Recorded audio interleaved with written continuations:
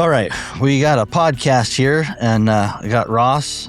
He's with us, and I got a new guy that Bracken Gittens has joined us, and so today we're talking about the eSEEK. This podcast may be a little bit different because it's probably the most prepared podcast I've ever done. It's like as far as trying to have an outline. We got so many topics we want to cover on this eSEEK tracking system.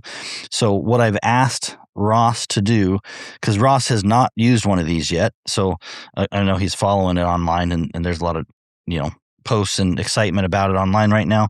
But I've asked Ross to kind of take the lead on this podcast and kind of walk through some of these questions and topics that we can talk about.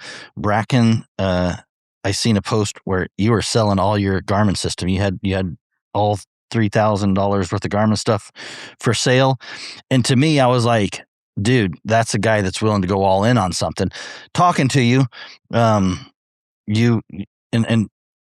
I'll let you speak for yourself, but I'm just going to preface what our initial discussion was. I didn't want your feedback then, so we have not really talked about this eSEEK in private. I think I sent you my STEM stuff, just like, hey, watch a dog, because I seen some stuff on STEM that was different. So I pretty much gave you that input just so that you could take that, take it or leave it, but you could at least look at that and see what you think on it. And then, but your comments essentially to me were, you were just kind of like an all-in kind of guy. It's like, if you were going to try something, you want to go all in on it.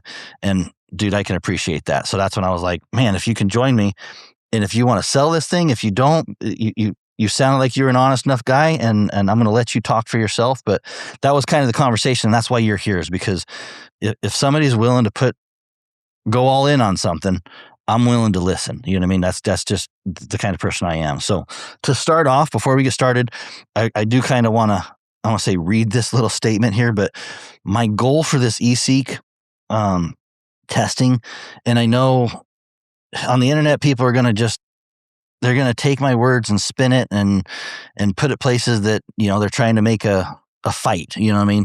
And I'm not, this isn't about trying to make this big fight between Garmin and eSEEK. Like I could care less about that. What I really wanted to do was take a good look at this eSEEK. I want to look at it and go, is it something that W needs to look at? What does our customers need to know? And just give an honest, unfiltered kind of look at it and go, yeah, this is what this system is. I could tell early on that I was not a fan of it. So I'm not going to lie that I don't have some bias. And I've seen people say, well, buddy's bread and butter is Garmin. And it's like, yeah, like I do sell quite a bit of Garmin. You know what I mean? That's part of my business. But I can tell you right now that I'm trying to arrange to have meetings with Dogtra right now. And I'm trying to see if I can sell more Dogtra systems. You know what I mean? I really want to sell GPS tracking systems that make sense for our customers. So that's my obligation. That's my bias. I'm not here. I'm not trying to start some beef war with the guys selling it in the U.S. I'm not trying to start a beef war with the manufacturer. I actually sent them some of my feedback. I just want to look at it from a no bullshit perspective. We want to talk about it. I want to see what it is. And I just want to shoot straight with people so people can get that. So with that said, welcome, Bracken. Ross, you ready to take the lead for the podcast and start us off? Sure. Yeah. First off, can I just get a little background on you, Bracken? Like where do you hunt? What do you hunt? How many dogs do you hunt with other people? Like that type of thing. Just give me a little background on how you would use that system versus how I hunt and how I would maybe use that system. Okay. Yeah, I'm from like Bear Lake area, southeast Idaho. I hunt basically every day. I run 14 dogs right now, of my own, and then I take trainer dogs and kind of push them as well. We're pretty mean country. I do a lot of guiding up in Salmon, Idaho, and it's very mean up there as well. So we got interested me in this eSEEK because, the claim it's going to go further than Garmin and last longer. Sure. But that I'm all in. Do you hunt with other people too? Like, I do. Yep. I'll Do hunt you with hunt other with other guys. guys too? You know, like, so you're tracking different dogs sometimes, and then you got 2 or 3 guys that are looking at your dogs and stuff like that. Yep. Okay. Yep. I do. Good to know. What was your motivation in the eSEEK? So I'm assuming you're frustrated with Garmin. I mean, like, yeah. I just what got made you go? tired I want to try this. For one, I feel like Garmin's price is getting ridiculous, and when I can drop a dog at 300 yards for no reason, and this is when I'm hunting by myself, or I'll hunt the same 6 dogs one day, and then the next day I take the same 6 with the same collars, and I have interference with on 3 of them, and there's nobody on the hills where I'm at, and that's frustrating. So I just want to give it a shot. Everything's replaceable. As far as if I don't like it, I'll go back to Garmin. Garmin's changed it. I mean, it's definitely awesome, but there's a lot of things that I don't like. The bark meter that says my dog's barking 40 barks a minute, but he's standing next to me and he piped off one little pipe. That kind of stuff doesn't make sense to me. Yeah. And I think that's all understandable. I mean, I don't think there's anybody out there that's going to say the Garmin systems are flawless, for sure. Sure. So, regarding the eSEEK stuff, what was both of your kind of first impressions on the, just basically when you got it out of the package? A lot of times you get China stuff and you're like, oh, geez, I can just tell that this thing's a flimsy piece of shit or whatever.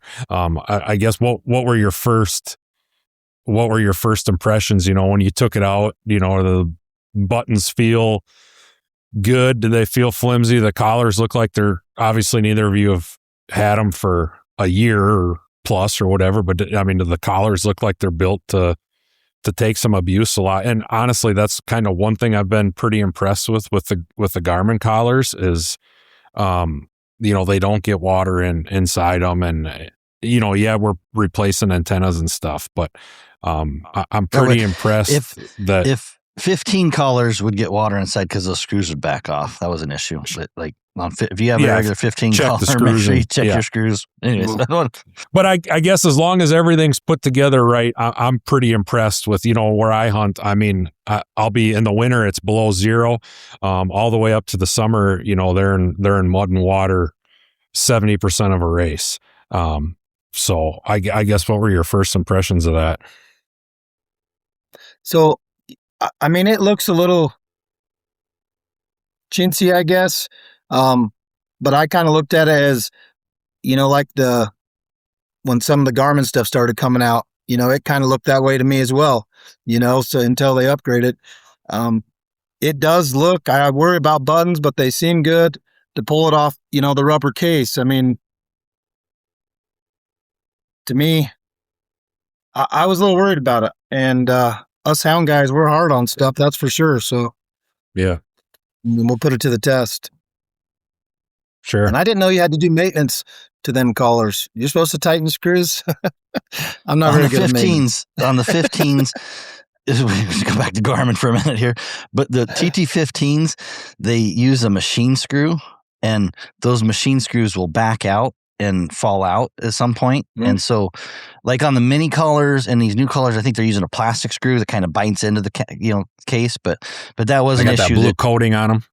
Yeah. Oh, yeah. Well, they're just machines, so there was nothing that, it would just back out. And then if they back out, you get water in them. So, but anyways, talking about the eSEEK, for me, go ahead. Are you? Good? The collar itself, I mean, to me, it looked a lot like Garmin. They say you can put a SIM card in the collar. I'm not sure on that. I haven't tried that. But as far as the look and the wear, I mean, It looks a lot like it. I guess we'll see on that here. How about like the charging ports? Because I know me personally with the 25s, that was when I got to 25s and I tried to hook up a charging port. I was like, why in the hell? Why did we go backwards on this? Why are these charging ports worse than previously? And the same goes with the eSEEK. It's going to be kind of the same. It's a little. I'd imagine it'll get broke. It's like the little plastic tab. It's going to do the same thing, I'm afraid. Yeah, and with the 25s, I mean, I've got extra clips because those little prongs or whatever, you know, I imagine you get a little dirt or something in there so they don't swivel just right, and all of a sudden it's broke and you're wondering why a collar's not charging. And that's kind of frustrating for me. For sure. Yep, for sure. Yeah, so for me, the build quality is and it's typical of China. I mean, it's not bad. Like, you know what I mean? When you look at it, you're like, okay, it's not like horrible. They got a little engraving of a hog, you know, getting bait up on the front, which to me, I'm like, okay, like this was designed probably overseas, Europe, whatever, hog hunters, you know what I mean? So that they started this, and that's probably who's started using it. So I'm like, okay, and that's just I don't say a rookie mistake, but it's just like, hey, that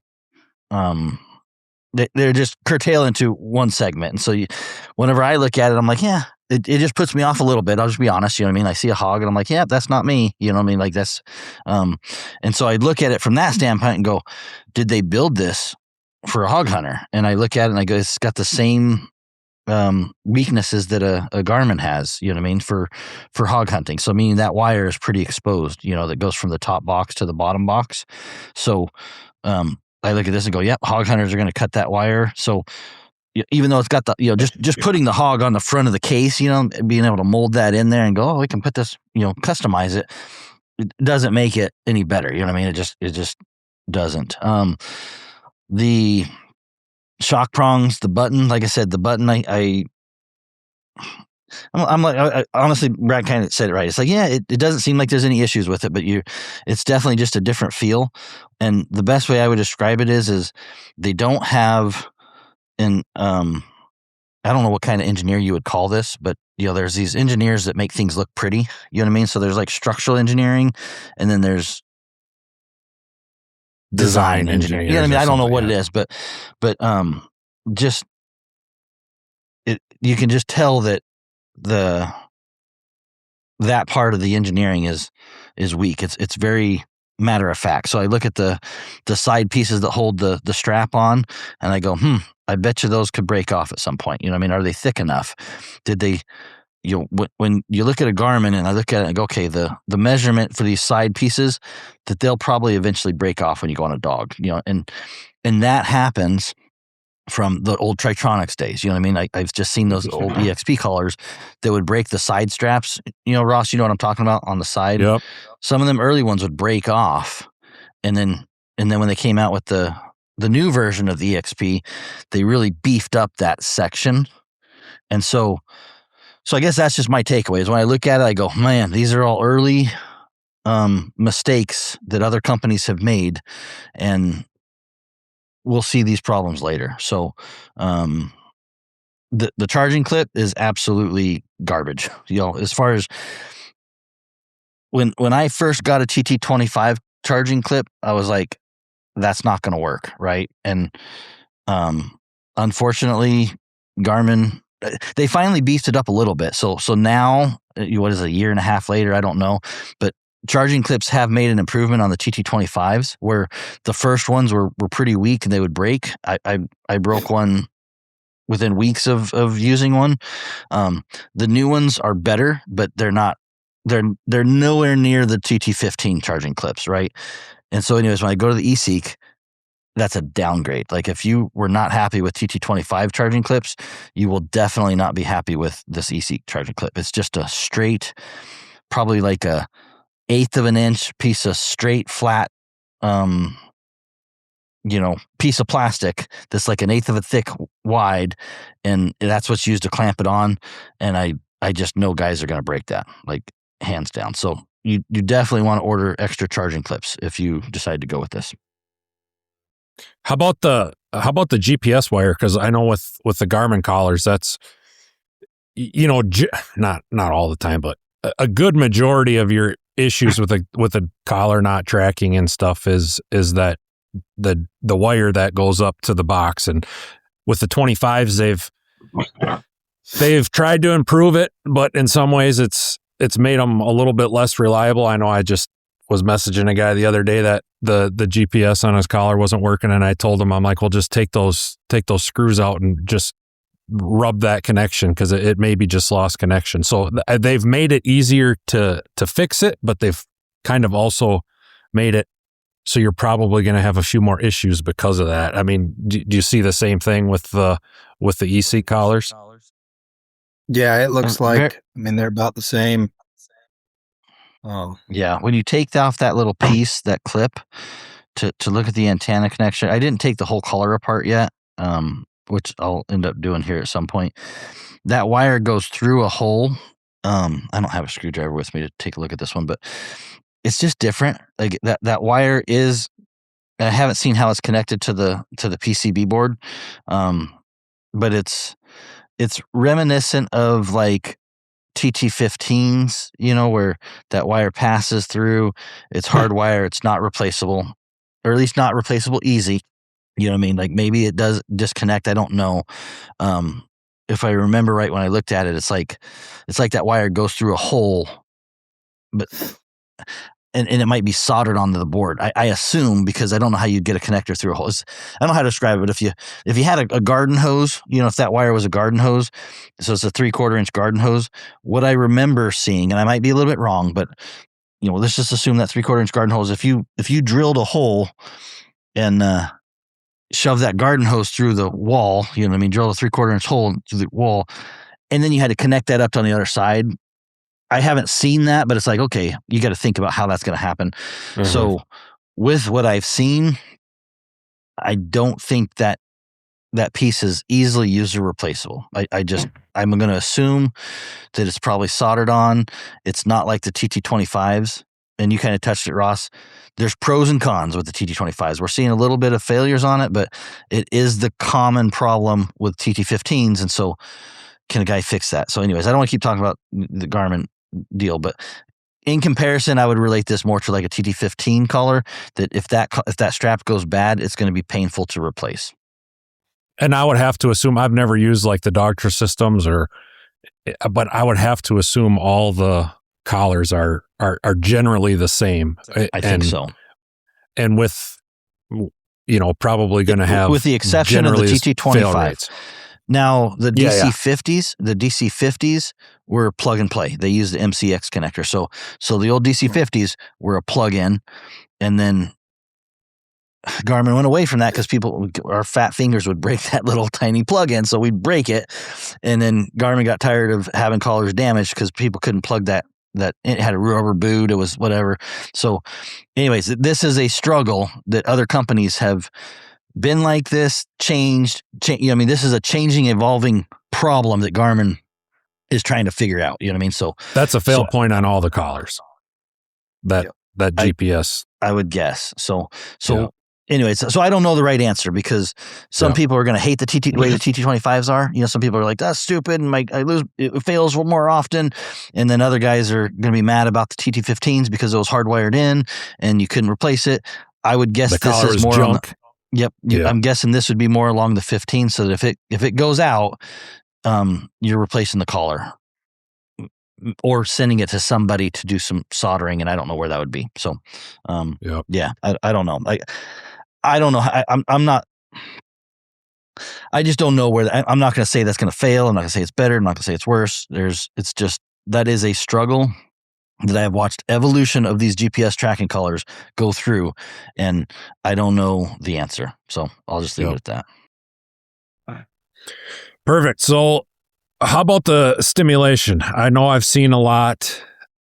Buddy, you put a video up, and I think eSEEK has had some level of response to that, and I'm just curious to talk about maybe Bracken from your standpoint first, because obviously before that, I want to touch on that video really quick, Ross, because I was thinking about this, and I can't go back and re-edit that or whatever, but I want to be clear. Like, it doesn't hurt on one. You know what I mean? Like when Bradley jumped, that was not, he wasn't pretending. You know what I mean? Like it did, it did nail him.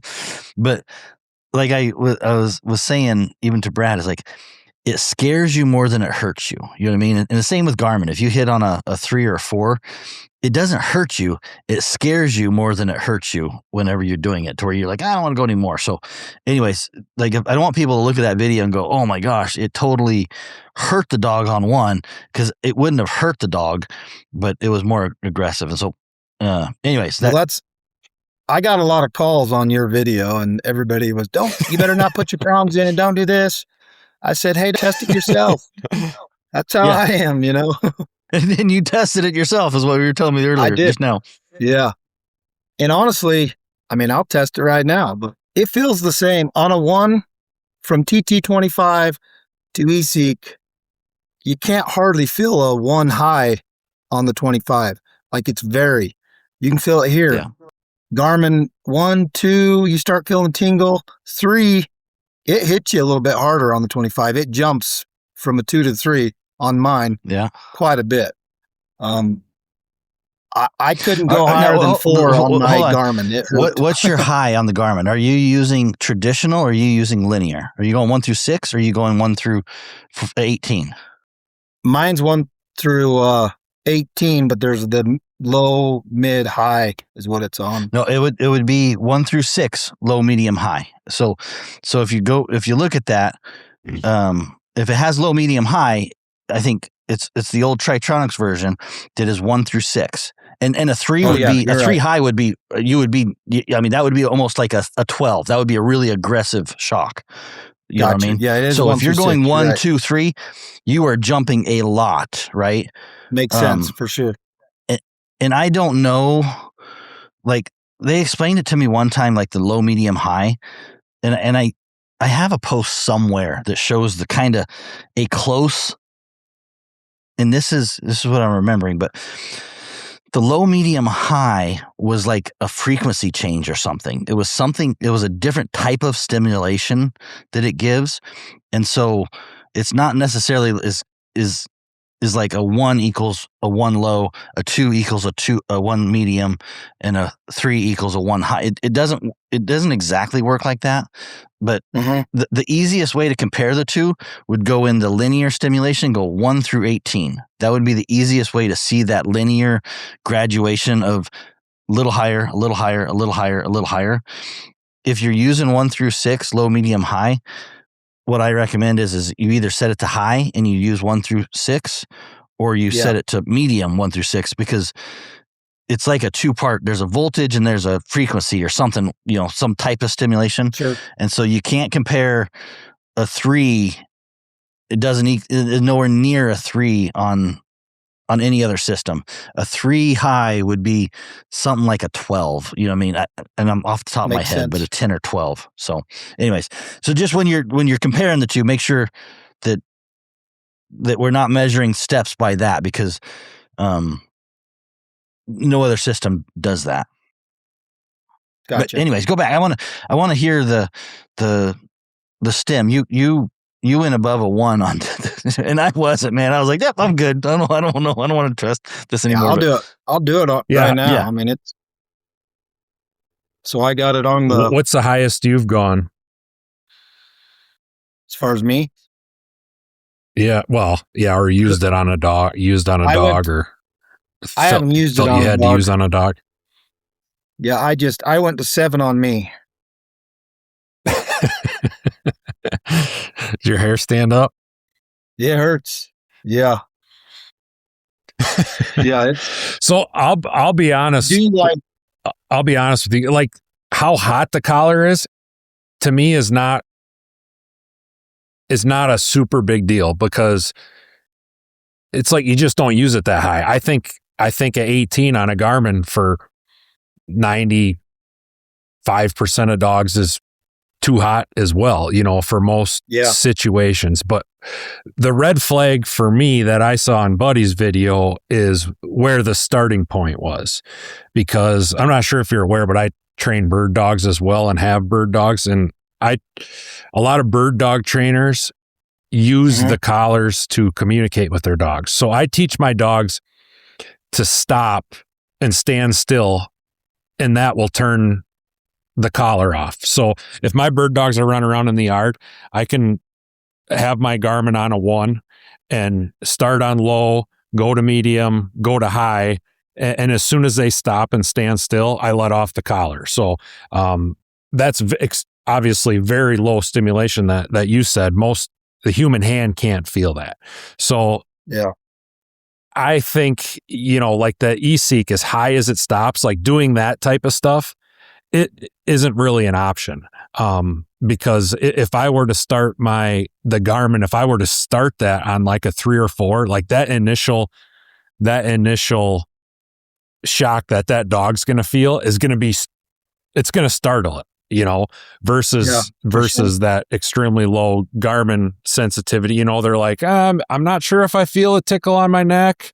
And then you go up to that medium, they're like, oh yeah, I do feel a tickle on my neck, and they'll stop. So that, using it that way kind of is not really an option. And I also do things with my hound puppies. Like, I'll put them on a check cord and I'll call their name and I'll give them a little tug on that check cord at the same time I hit very low stimulation on the collar.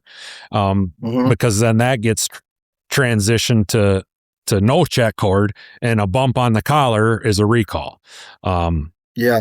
And, I'll start doing that with them as early as couple months old, just because the Garmin collar goes down so low. And it kind of sounds to me like with the eSEEK, I probably wouldn't want to do that with a 2-month-old puppy, because that initial deal they're going to get is going to be like, oh shit, and just melt them down. See, and I don't believe that. I think it wasn't that bad. I mean, the eSEEK 1 is pretty light. I mean, it didn't affect me. It didn't, like what you're saying you do is, I mean, I just hit it. It didn't even make me. I got the prongs on mine because I don't want to. It's not that. So the 1 is not that bad, but. And my dogs are a lot more sensitive. So like, I can tell you that hitting mine with the eSEEK 1, they wouldn't cower, but they would feel like they did something extremely wrong. Like that was it was close to a trash experience. You know what I mean? So like I probably, about 6 is where I'll stop using Garmin, unless I'm really upset and there's a pup that's really not listening. Like, I don't want to say a pup, but if somebody's blatantly ignoring my command, like I know you can hear me, I'm giving you a command and you're still deciding to do something, I may go on the higher end of recall. But if I got a dog that's, taking off on a coyote or whatever, you know what I mean? I was like, no, I want to stop that. I'll work them up. And about 6 is where they come back knowing that they screwed up. You know what I mean? Like that's kind of my, 6, 7 it starts to get into where my dogs will be like, nope, there. Because what I found, and this is just my experience, like other people, whatever, and I in my younger ages, you know what I mean? So like I want to say a hothead, but I was arrogant or whatever with dogs. I always went high and came down, and my dogs would not respond. I would shut those dogs down, and then I get even more pissed off, and it was just not enjoyable for me. And my buddy Don is like, "Do you even like dogs?" You know what I mean? Like, I really drove home one day, and that message kind of took me to, kind of kick me in the nuts a little bit. I was like, well, he's like, you're expecting these dogs to do things perfect, and you're just lighting them up. They don't know what the hell to do. They don't understand what you're trying to tell them. And so for a while, I just handed my remote to my wife, and I was like, you're in charge of correcting, because she was always afraid of the higher side. Anyways, that was my experience. That was my lesson. And my training has gotten, I like dogs. I found out I do like dogs. I really do like dogs, man. But it took me, how to get out of my own skin, because I was hard-headed and I was like, dude, I want to just fry these dogs. These dogs are stupid, blah, blah, blah, blah, blah. And so with that said, I've learned to appreciate the lower levels of STEM. I really have. And I've learned that my dogs respond better. They don't shut down. They're not cowering under a truck and not wanting to go on a race anymore and feeling like they're being set up every time I turn them loose on a track. They feel like they're getting set up or whatever. So that was kind of my experience. And with the eSEEK, like I said, you're absolutely right. It doesn't hurt on one, but it startles you. It startles me. You know what I mean? Like when my boy dropped the thing, I mean, it's definitely like there's nothing. And then if you're not expecting it, you know what I mean? Like if you're expecting it, you mentally are like, I can power through it. But you put that collar on and you let somebody hit you when you're not expecting it. And that's when the video with my son was I was pressing it, didn't work, and all of a sudden it was like, bam, it worked. And it was like, that startles you. You know what I mean? So that's kind of what I wanted to preface in the beginning was, yeah, you can call us chicken or, like candy asses. I am, I'm not going to lie. I mean, I don't like getting stemmed, but that one, I want to be really clear. You're 100. It doesn't hurt you. Not even a little bit, but it scares you if you're not expecting it. This is my experience. My biggest thing is I want a collar that I can start out with where the dog doesn't feel it. So I can work up to that extremely low sensitivity. I'm not saying that it's going to hurt them or anything. I don't mean it that way. I just want the ability to start out at a level that the dog doesn't acknowledge and then get to that level and find out what that level is. And what you're talking about, buddy, I call that unfair corrections. And I've got a few dogs or a couple dogs right now. I've had several dogs over my lifetime that if you give that dog what it feels is an unfair correction, like you're done.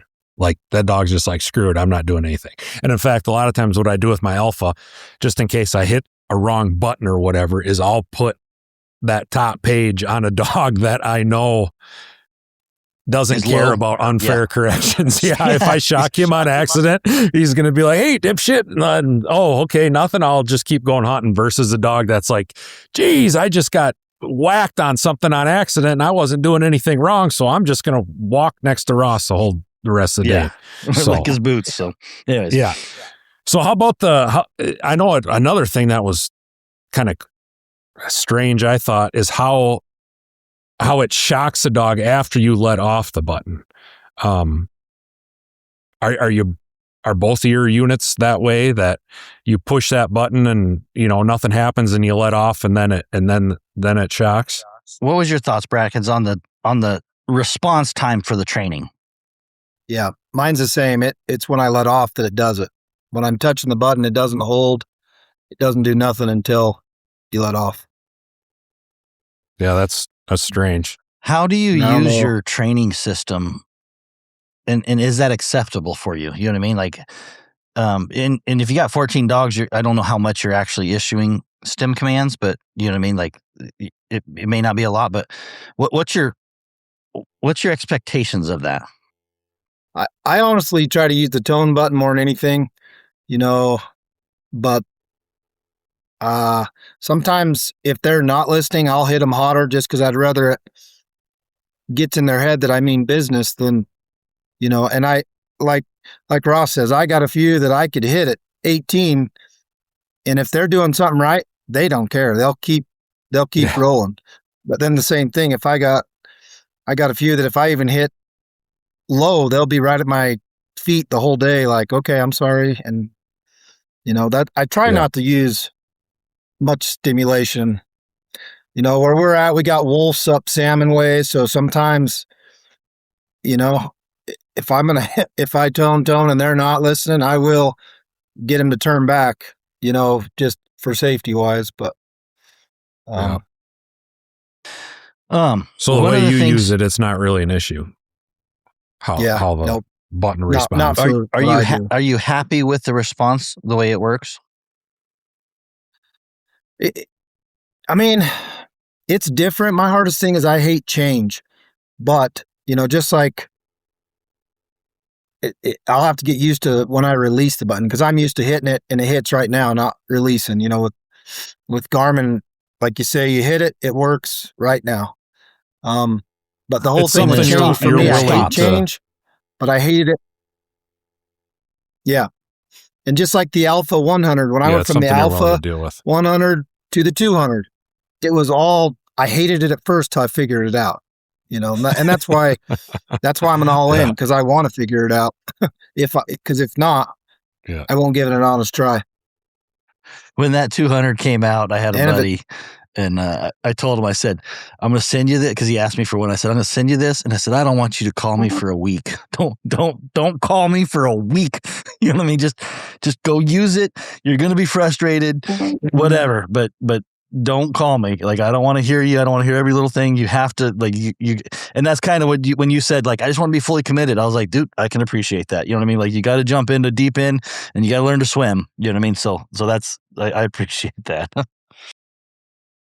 And I mean, I've done a lot of things that I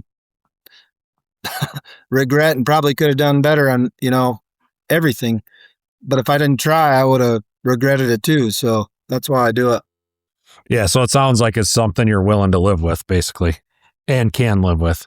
Yeah. I mean, if it doesn't work, I'll buy Garmin again. Yeah.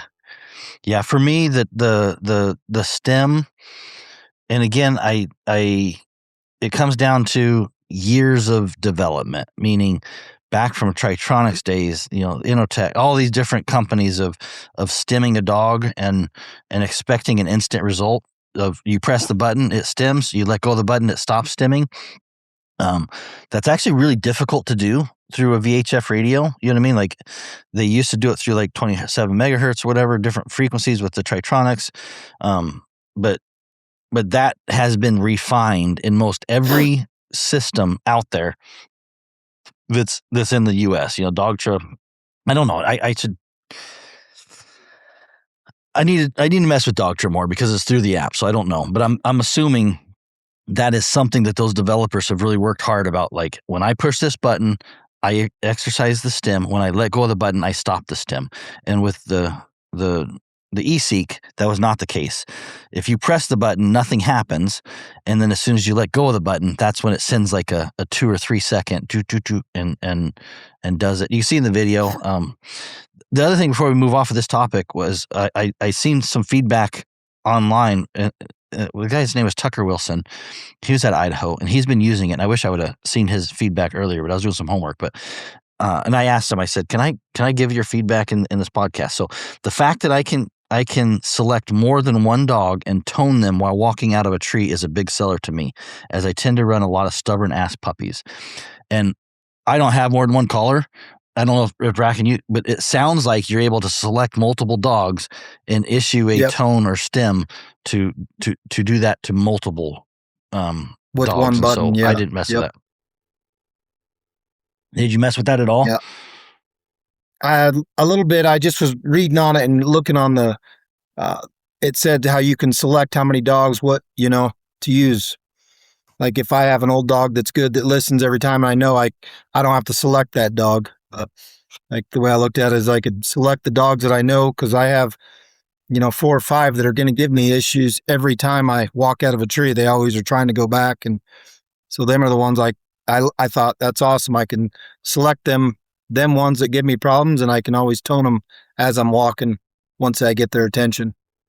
One thing I did worry about while we're talking about that, I was worried about the frequency. If somebody's talking on a radio, because out here we, the Marine Band radios or whatever, is it going to shock my dog? Or if somebody's talking, and that was my question to eSEEK, because I don't want my dog corrected other than by me. So they said no, that was a problem they were worried about, and they switched it to, they moved the frequency to 169 to avoid that issue. The stem frequency, or we moved the frequency to 169 to avoid that issue.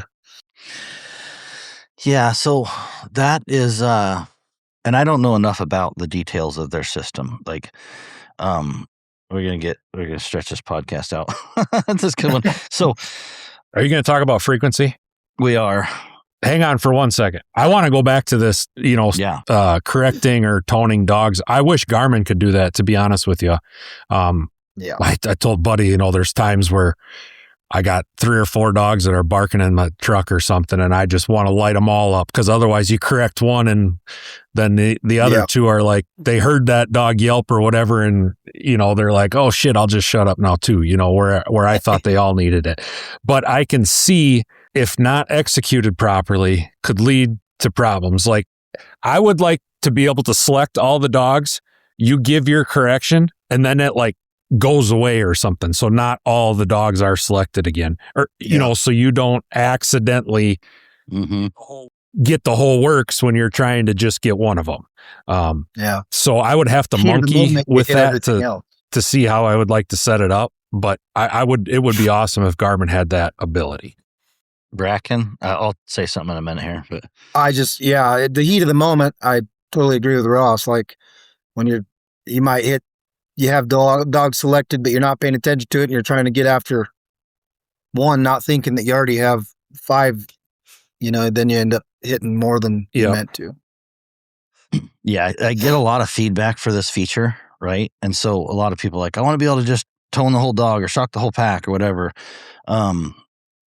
When I have discussions with smart people, about how to implement this, it really comes down to a couple issues, right? Number one, and I'm not going to, we'll call it the G word. I'm not going to try and use the G word too much. Like, I don't want to put words in company's mouth, right? So I can only just describe my discussions on features like this. And it's always a question back to me, like, well, how complex do you want your system to be? You know what I mean? And then the answer for me is always, I want it easy, because, you make these things too complex and it gets tough. And I was like, okay, well, we're already implementing this big complex issue that could have problems. And the second thing is if you make a mistake, what's the risk? You know what I mean? And, these companies are very sensitive to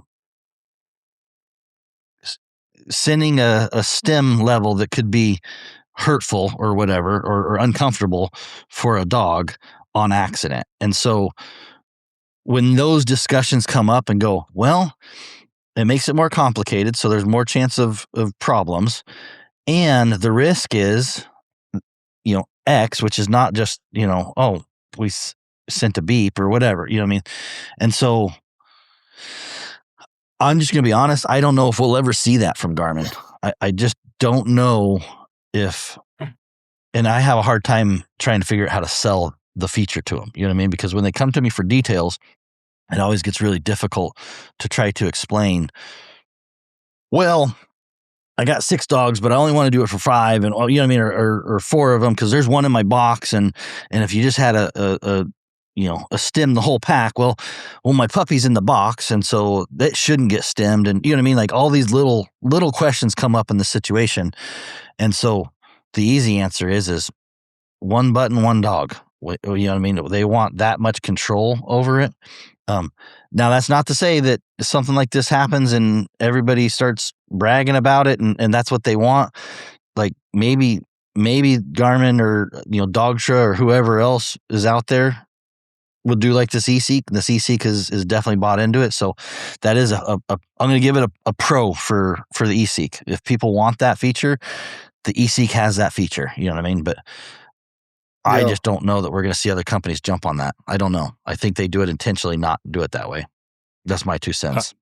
Yeah, I was going to say, I'm sure that's something Garmin in the last 40 years has talked about it. And in their opinion, the pros just don't, the risk isn't worth, or the reward isn't worth the risk at this point. I think so. That's what I know it has been asked for, and I've even mentioned it, and I just don't know that it's something that they can come up with. I like what Ross said. It would be real nice if it would clear out after 5 seconds. You select whatever dogs, you do it, but it clears it automatically. That would definitely make it. Does the eSEEK do that? I don't think so. Nope. Well, eSEEK, if you're listening, make sure you clear that out. I'll tell him. Yeah, I'll tell him. I would. Well, that's our stim. You want to move on to our next topic, I think. Sure. You're pretty much gonna have to lead this one because I don't know shit about this, but what frequencies are these collars running on? I know Garmin's around 151 to 152, somewhere in there. Yeah, and then there's a 154. There's 5 channels in the MERS band, so there's like 2 of them at 151, 880, and then another couple, and I think 154 has one. MERS stands for multi-use radio system. I've seen online, Bracken, that they had mentioned this 169 frequency. You said this 169 frequency as well. I measured it, and I'm getting 162.250 to 162.360, which even at 169, that's not a legal frequency. I don't know what frequency 169 is. And I asked this question online kind of whenever I first posted about this. The guys were pushing it, like, oh, you got to buy it from this guy or whatever. And so I asked, I said, hey, are these on a legal frequency? And the answer I got on public Facebook was, yeah, if you buy them from me, basically, they're legal.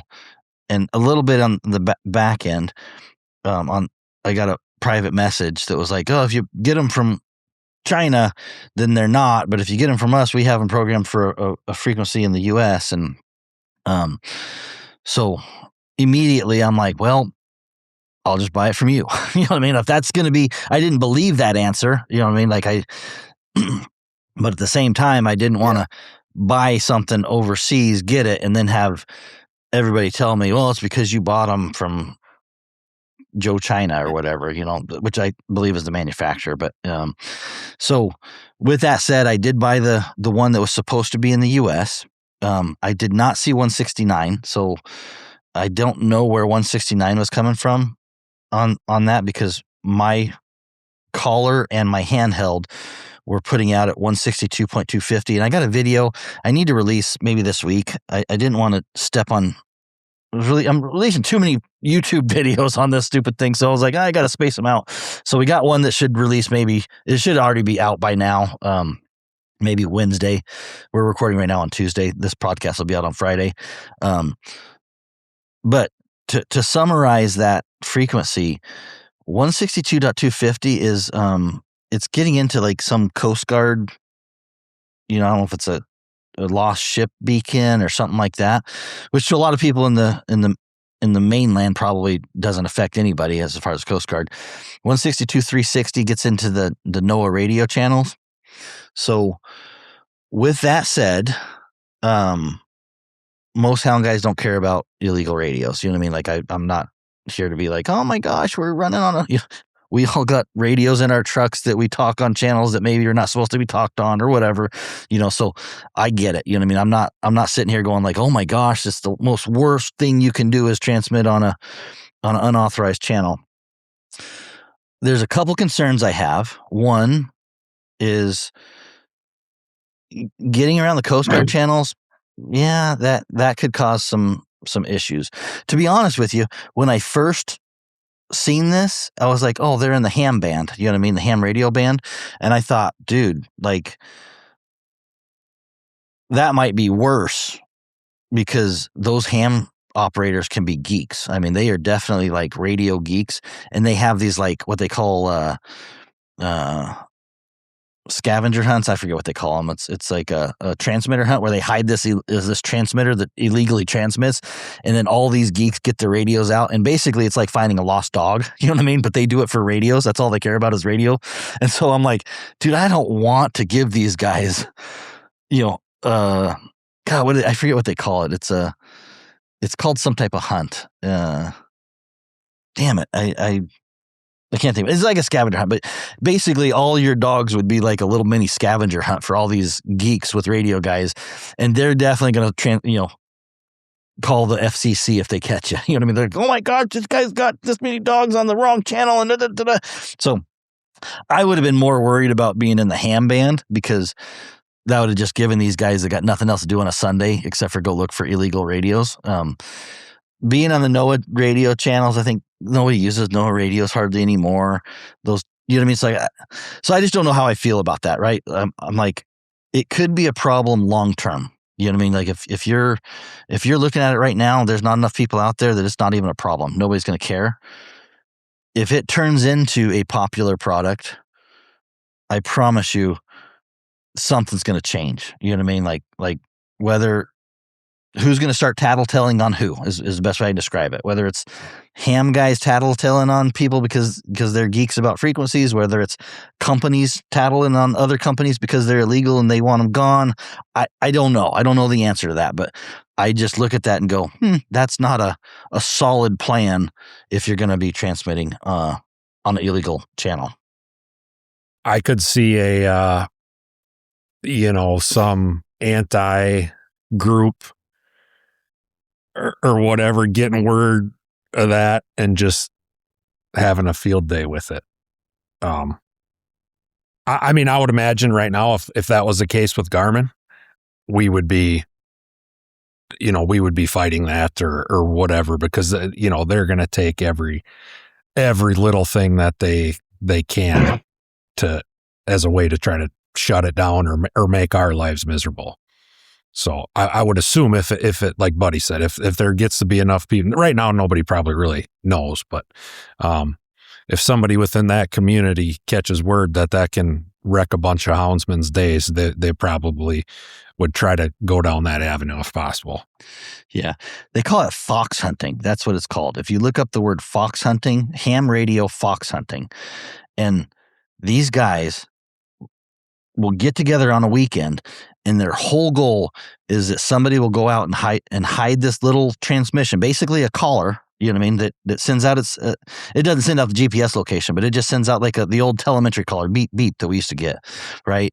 And so it would do it every 2 minutes or 3 minutes, and all of these ham radio guys will get together and spend the day trying to find this illegal transmitting radio. Now it may be in the city, it might be in so essentially, if you're in the ham radio and one of these guys catches on, they're going to be like, hey, they're going to be like, this is the practice for their fox hunting game that they're going to have this Sunday. You know what I mean? So anyways, that was one of my concerns is it going to happen tomorrow? No, not tomorrow, not next week, not next month, but what are the long-term things of transmitting illegally over years? And the other one is the simple truth is I don't think I can just sell that system. You know what I mean? I probably can't sell it just for that reason. In fairness, talking about this, I did get feedback saying that this company could put it in the MERS band. So they do have control to transmit these on different frequencies. And so that question comes up to go, well, if I could get this caller put on the MERS band and it would be legal, just like Garmin. I don't know if you could. I'm not saying you could or you couldn't, but it's just hypothetically to walk down this line. If I wanted to order 20 of them or 50 of them, I could probably have them and I tell them, hey, I want them transmitting on these frequencies here. That in my head, I'm like, well, we're back to interference with Garmin because there's a bunch of Garmin callers out there. So are we going to interfere Garmin call? Are we going to make it worse on Garmin callers, or Garmin callers going to make it worse on these? I don't know the answer to that. Right. So maybe it's better to stay on the illegal channel. You know what I mean? I don't know. I don't know what the answer is, right? Maybe like put them on the legal side and now you're back to having interference problems. You know what I mean? Like these are the issues that you have. You know what I mean? Like I'm just saying it like it is. Speaking of interference, obviously, Buddy, you haven't, but have you, Bracken, used them enough to experience interference and how it like handles that situation? Honestly, I haven't. Not yet. No, I haven't used them enough to say that I could give that an honest answer. Honestly, I would have been kind of surprised if you did, but it would be interesting to know how that system handles that, because that's a big deal with Garmin's, especially like me. I mean, sometimes there's 100 or hundreds of Garmin collars within my tracking distance just with the other other groups around and stuff. And it would be kind of interesting to see how eSEEK would handle that. Yeah, for sure. The one thing I worry about with eSEEK is it'll only do 20 callers, they say, and so that's not with Garmin, we can have all our buddies callers and all our, and grouped up, and I will miss that. I know that. Well, and I don't know, and I'm not gonna buy 40 callers to try to test this because I don't want to. But can you run? This would be the question: is can you run 20 callers and can your buddy run 20 callers? You know what I mean? And like I don't know. Like at some point you're gonna have interference. Like there's just, unless they got some magic digital way of decoding it where there's some kind of special passcode, which you can't. Like there's a couple different ways to do this in radios, which a lot of them are tones. They call these tones. When in the ham radio, where if you talk to a repeater, the repeaters listen for a special tone. It's kind of like a little handshake, special handshake. So when you're doing electronic radio waves, you have to do something like that, which is like, hey, this caller has this tone, and so I'm listening for this tone. Well, if somebody else brings a caller with the same tone, what's going to happen? You know what I mean? And I would venture to say this system in its infancy probably doesn't have a super robust system. You know what I mean? Like I don't think that they have encountered the problems that Garmin has by having hundreds and thousands of callers out there, where Garmin has really had to sharpen this down to being like, oh, we got 3 guys over here, it's got them, we got a couple guys over here. You know what I mean? Like those problems don't happen, and they don't get fixed when there's not a problem. Like right now there's no interference because you don't got nobody else out there. But as soon as the next 3 guys are out there with the same system, now we've got to deal with fixing that. And I would put money, I don't know how else to say it, but if I was a gambling man, I'd be like, hey, I bet you when this happens, this company will have a hard time fixing that. You know what I mean? It's like, it goes back to, remember the old DC-30 days and the DC-40 where you had these Astro systems with 10 dogs, so 10 was the max because that was the most dogs Garmin could think anybody would ever have, right? Like they couldn't fathom somebody having more than 10 dogs in the very beginning. And so they set 10 dogs as their magic number because they were like, who has more than 10 dogs out there? You know what I mean? Like it's like, maybe if somebody's got 3, you know what I mean? Like 3 bird dogs, because they didn't build this for hounds. They were not looking for the houndsmen. They were looking to bird hunters. And so houndsmen jumped in and took it and opened it up. Right. And so sometimes we forget that. Sometimes we think, oh, Garmin doesn't make, well, they never intended to make a hound system. Like they didn't come out back on 2007, back when they come up with this thing and go, we're going to go get the hound world tracking market. They were like, no, we can do this for pets and bird dogs. They didn't even know about hounds. And so anyways, that, to get back on track of the story, 10 dogs was the maximum when they were sitting in their rooms or whatever. They were like, who has more than 10 dogs? 10 dogs we'll be good forever. And then hound guys came in and was like, 10 dogs? Man, that's amateur. You know what I mean? Like, hold my beer. And so for the longest time, 10 dogs was that limit, and it was really conflicting, and there was a lot of problems and conflicts. And so they were like, we can increase it. You know what I mean? Like we can make it 20 dogs, but we've got to change the hardware. We can't make these systems track 10 dogs because it gets complicated. And so they were basically like, are you okay building a system that's not compatible with the old system? And at least my answer was, yeah. Like if that's what you can do to fix this problem, fix the problem. And of course they thought 20 dogs was the number that nobody else would have more than 20 dogs. And there's still some, for the most part, that works, right? For the most part, for most of us, that fixes it. There's a couple people that got more than 20 dogs, whatever. So there's still some issues there, but Garmin's going for the big chunk, right? They're not looking at the outliers. So they're looking at the big piece. But to get back to that problem, was we had to basically agree or let them know that, yeah, people are going to be irritated about not being backwards compatible, but to make that big change, we've got to go forward. Those questions are going to come up with this eSEEK. You know what I mean? Like, there's no doubt in my mind that if this was to continue to grow, they're going to go through that stage of like, well, we could probably fix that, but you got to buy a whole new system. You know what I mean? Like, we can't fix it on your system. And so, Like Garmin. yeah, Yeah. there's going to be That's some what Garmin times did that to us on the 200. The 200 was shit. 4 months later, went to 300 and made us buy a whole new unit. Mm-hmm. Yeah. Well, they didn't make you buy the whole new unit, but Now, if you wanted to buy the 55 200 batteries, they did. Yeah. There was a couple you know, the 300 was never supposed to come out, I don't think, that quick. You know what I mean? Garmin, you know, did mess up on the 200 and they tried to fix some of the issues that they couldn't, like the screen, the battery life, you know, some of those things.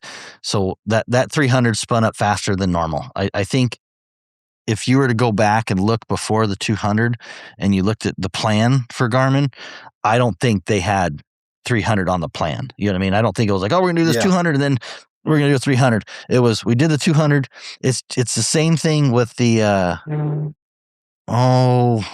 there was another caller that did this, DC40, right? DC40, they came out, they screwed up, they put the GPS on the bottom, and they came out with the DC50 a year later. It wasn't their intention, and I don't want to keep talking about Garmin, but it wasn't their intention to be like, we're going to get everybody's money on the 40, and then we're going to sell them a DC50. It was, we got this 40, we screwed up, we've got to fix it, and we can't fix it by doing that. And so how they correct it, whatever. So the DC40 was kind of like that, and I think that the Alpha 200 was kind of like that. I think they ran into some issues that were just not fixable with software, and so they had to make the hard decision of spinning a second product up. And unfortunately, we're still selling 200. I hate it, man. Like, I hate selling 200s. Like, I don't put them on sale. Garmin's been running sales on them. I don't even hardly advertise the sale because I'm like, dude, I don't want to deal with the people breaking charging ports and having all the problems with 200s. I'm like, dude, if you ask me, don't buy a 200, buy a 300. Just bite the bullet and go for the other one. So anyways. Jumping back to that, what you said about callers, like I got buddies that also have 5 or 6. Another guy that has 8. I'll give you guys an update when I go run with them. I'm going to go run with them just because I'm curious on interference and all that as well. So yeah, and also how it handles if you add a dog that has the same ID or whatever. You know how with Garmin it'll say, "Oh, that ID is in use. Is this your collar? Do you want to change the ID?" Whatever. Yeah. Okay. Yeah, for sure. It'd be interesting to see. I'm getting a call right now from Buddy Woodbury. These like they're good. They're getting good, man. I'm like, I kind of want to talk to that guy. He sounds like a cool guy. He sounds like he might know something. I know. I'm like, dude, what? He spells his name B-U-R-Y instead of B-E-R-R-Y. He spells his name a little bit different, but man, this AI shit is getting crazy. Like that. I looked at that and I'm normally getting spam, and I'm like, boy, Buddy Woodbury's calling me. Anyway, so I got distracted. I would imagine on that, and again, I don't know. Like, I'm curious to hear your input, but my guess is you won't see issues with the interference right now. I think it's way too early. I think the way when I look at the system, and I don't get to look at it on a deep dive, they're using like an IMEI number for the caller, which is probably some type of digital, signature that they use for like cell phones and stuff. Right. So that IMEI number kind of comes out of the cell phone in other worlds where you're not Bracken's not getting my phone calls. You know what I mean? Like there's enough of a control in the cell phone world that they've gotten that going there. I don't know that relates to the VHF world, which is the frequency out of signal. They're probably not using IMEI for that type, but they are using maybe a portion of the IMEI. You know what I mean? So it's like, hey, the last 9 digits of the IMEI or whatever it is, this big long coded number, and they're probably using that. The issue, and again, I don't know that they're doing this or not, but some of the issue is the longer the code you use, so the more secure you make a network talking to each other, the more difficult that is to listen at distance.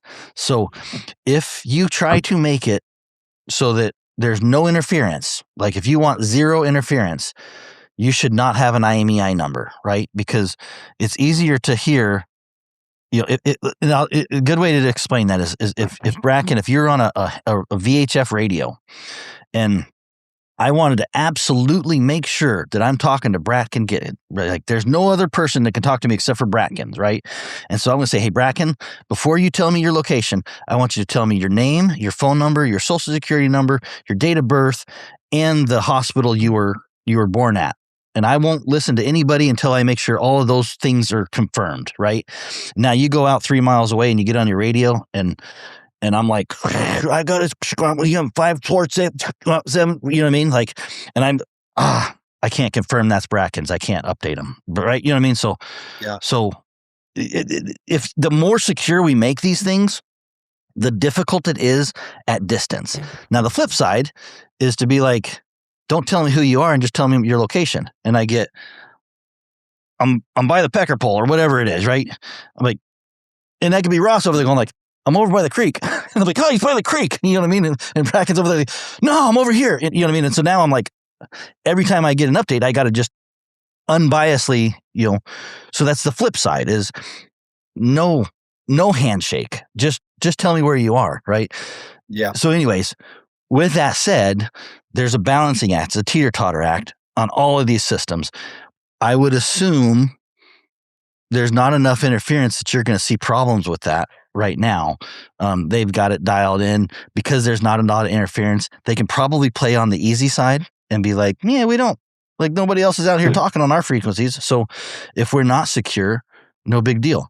Garmin can't play that game, right? Because there's a dog on the other side of the ridge that if my device shows their dog, I'm going to be like, what the hell? Why does my dog show my dog over 2 miles away? It's like, that wasn't my dog. That was somebody else's dog, or that was some other way. So anyways, these issues get really complicated. I would be curious to hear what you say, but at the same time, in my head, I'm like, they're too early. You know what I mean? Like there's maybe you can stress the system with 14 callers. If you got that many guys that can hunt together, I doubt it. Like I could put 14 Garmin collars together and make it work okay, but you run to a fox pen with 60 collars and tell me if it works the same. It's like, man, anyways. So that's my thinking on that. Oh yeah. So how about that kind of leads us into the next one? How about tracking distances? What did you guys see? One thing they claim is that they track a lot farther than a Garmin. Is that what you're seeing, or? As far as with me, where I was at, I had a Garmin collar and the eSEEK collar on the same dog as well, and they were about the same where I was at. I was in pretty rugged country this week, and so I don't know if I had an honest test as far as, but in the steep stuff, it was the same. Using the same antennas, not like a hound or not like a truck antenna versus a little stubby antenna or something. Yep, they were both the longer antenna, not the long range. Yep. Yeah, that was what I seen. I did, and I didn't do a full on distance test where I could measure. This one dropped it at this many yards, and this one dropped it this many yards. I basically looked at the topograph and go, okay, if I go over here, I'm going to watch dogs come in and go out, right? So I'll start losing them, and then they may come back as they go over a little ravine or whatever. And I seen the same thing. I was like, if I lost it on the Garmin, I kind of lost it on all of them. I had Dogtra there too. When I picked it up on Garmin, I kind of picked it up on all of them. I never seen a situation where Garmin was tracking when these other ones weren't, and I never seen a situation where this was tracking and the Garmin's weren't. Like it is a nutshell. It was all about the same. You know what I mean? And I was kind of nervous about that. I'll be honest, because as much feedback as I was seeing online, I was like, shoo dang. You know what I mean? Like Garmin's handcuffed by rules. You know what I mean? They can't do X, Y, Z. And a company comes in and they're on an illegal frequency. They could probably put illegal power out, on it. Like they could do some things. I thought, man, maybe, and I just didn't see that. I didn't see that. So I watched your agonizing long video, buddy. And it looks like on the eSEEK, the dog like goes white on the screen or something when you lose communication with them, and versus a Garmin, you get a question mark that pops up or whatever. Is that what you saw too, Bracken? And does it do a good job once you do pick them back up, like reestablishing where that dog is and where it's moved to in that time? Or Yeah, it did for me. I mean, it was about the same. One's a question mark and one was gray or white. Yeah. I had a chuckle with that when I seen it, because I didn't see it at first because I had a white matte background, and so I was looking through my phone screen, and on the video it's almost obvious. When I watch it when I watch it back on YouTube, I'm like, how did I miss that? You know what I mean? It looks like I'm intentionally missing it, but literally watching it through recording my screen, I didn't see it until I zoomed in, and then when I did, I was like, I had to chuckle. I'm like, because there's just some things that when you're talking about the build, it was like, there's just some things that are China. You know what I mean? Like, it's just like, I don't know if you noticed, but when you're tracking, when it wants to track your location, it says yourself. You know what I mean? So it's like, oh, you track your dog or you track yourself. And I'm like, it's not how we say it, but you know what I mean? Like, hey, are you tracking yourself? That white dog thing, I just had to chuckle. I was like, the engineers over there, like, well, how do we know that it's not there? Like, oh, we make it like a ghost, like that's where it was. And I'm like, oh, anyways, I had a chuckle out of that. Isn't Garmin made out of the States too? So the hardware, good question. The hardware is definitely, I think, made in Taiwan. So all their hardware is manufactured in Taiwan. I think the big difference is software is mostly done in the US. So when, at least in my experience, when I'm working with somebody, I'm working with a U.S. engineer. You know what I mean? Like if I talk or get some type of feedback, there's normally that part of it, the software, the controlling, the features. You know what I mean? If they ask for feedback, that part of it's coming out of the United States probably. With this device, I would bet that hardware, software, usability, everything is coming out of China. You know what I mean? Like, no doubts. Like, and further, you know what I mean? Like, with Garmin, Dogtra, Sport Dog Tech System, Laylaps, well, not Laylaps, but you know what I mean? Like Quick Track, all of these systems that's come out with GPS systems to date have come from mostly hunters that have built the product. So if I go back in history and look at 2007 and go, who came out with the Astro system? It was designed not for hounds. It was designed for bird dogs. And it was probably a bird dog hunter inside Garmin that was like brainstorming ideas of how their company was going to make a product. And so they pencil out this idea. What if we, track a dog for our hunting dogs that we use? Because I go out hunting and I put these beep collars on and whatever. And so not hounds, bird dogs. And so that idea stemmed out of the bird dog world and was built by a hunter of some sort. We're a long ways from that. You know what I mean? So like, I'm not saying the engineers today are bird hunters or anything like that, but the idea stemmed from it. I'm guessing Dogtra, same thing. They come out of a bird hunting enthusiast that was like, we could make a better bird tracker. Quick Track, they've been making, they made the Omni. It failed.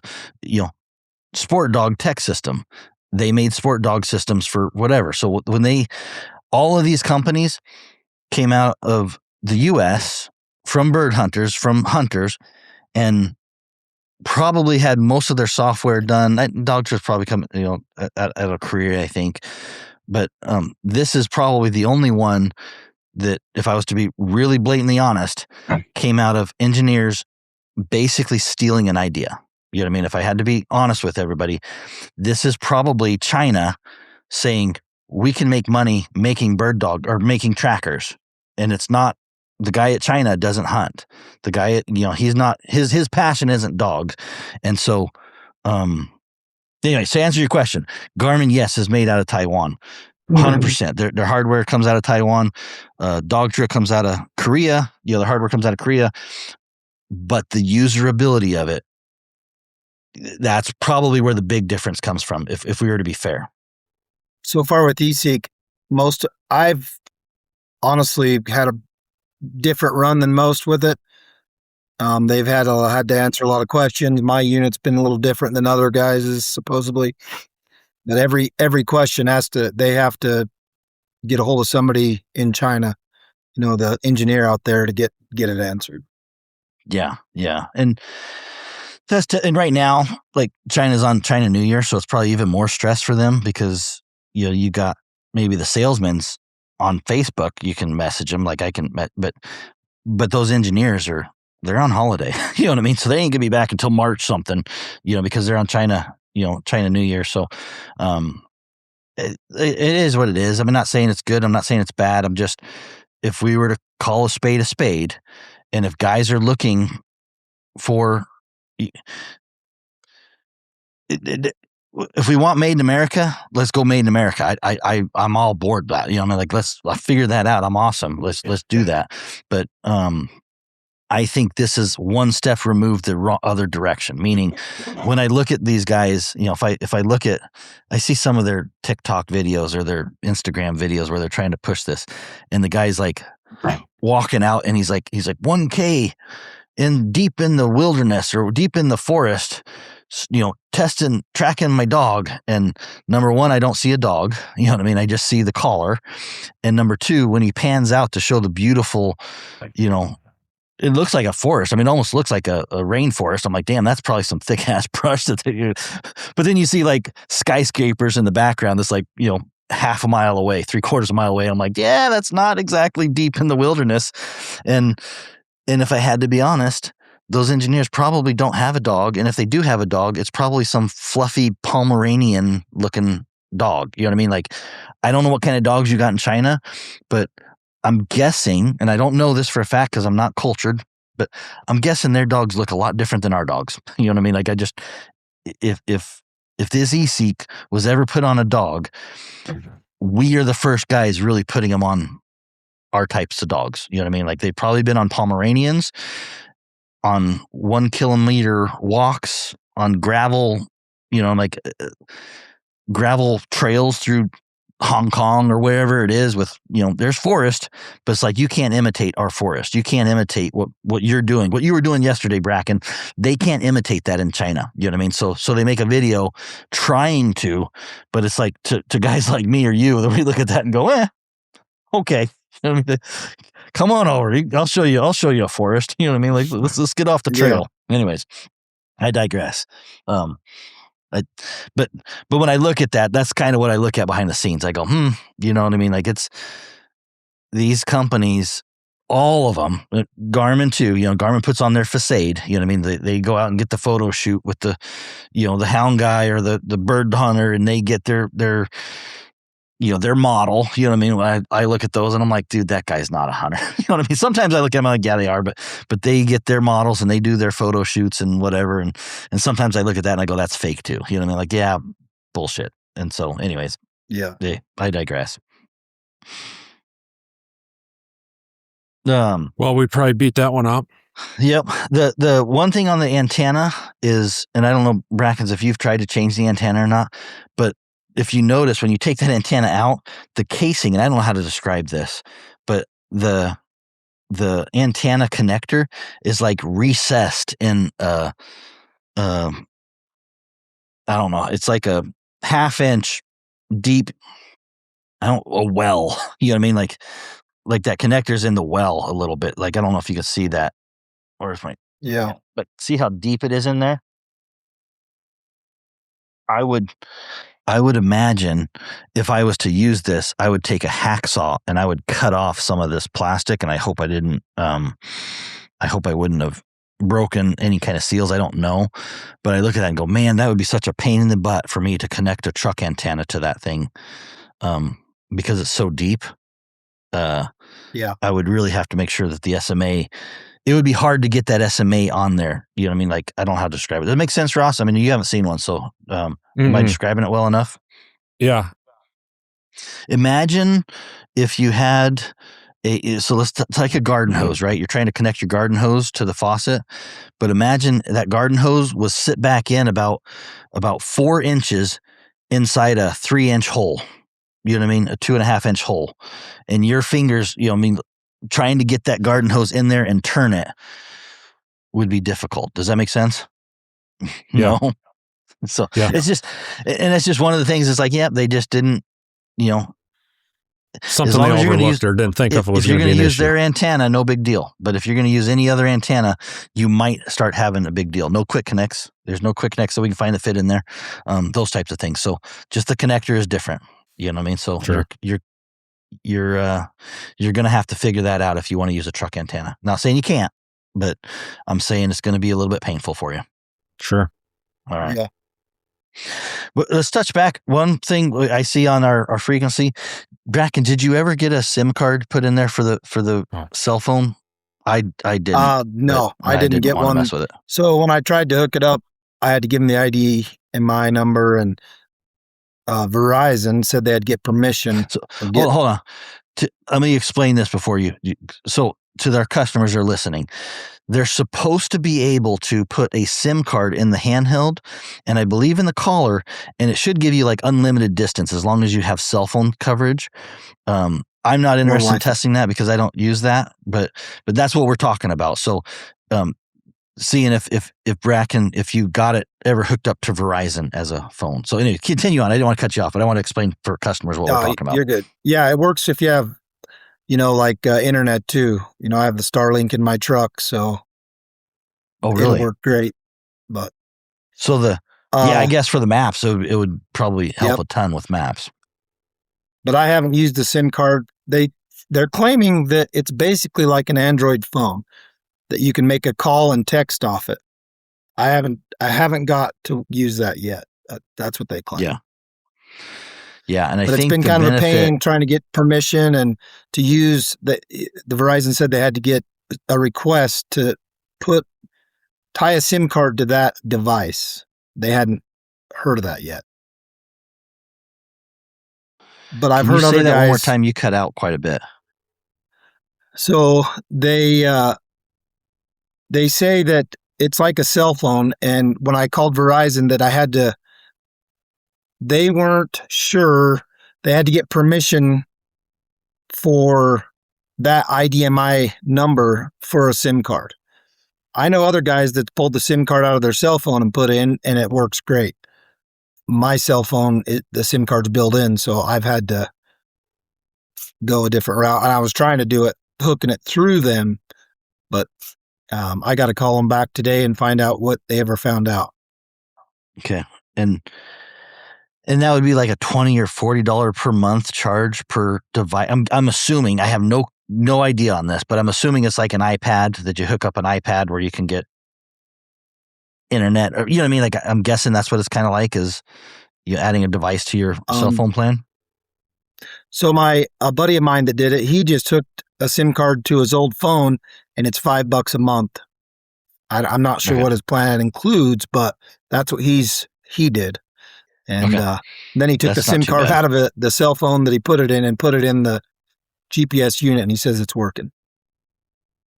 But he hasn't tested it other than at the house. So I don't know on that. Okay. Copy.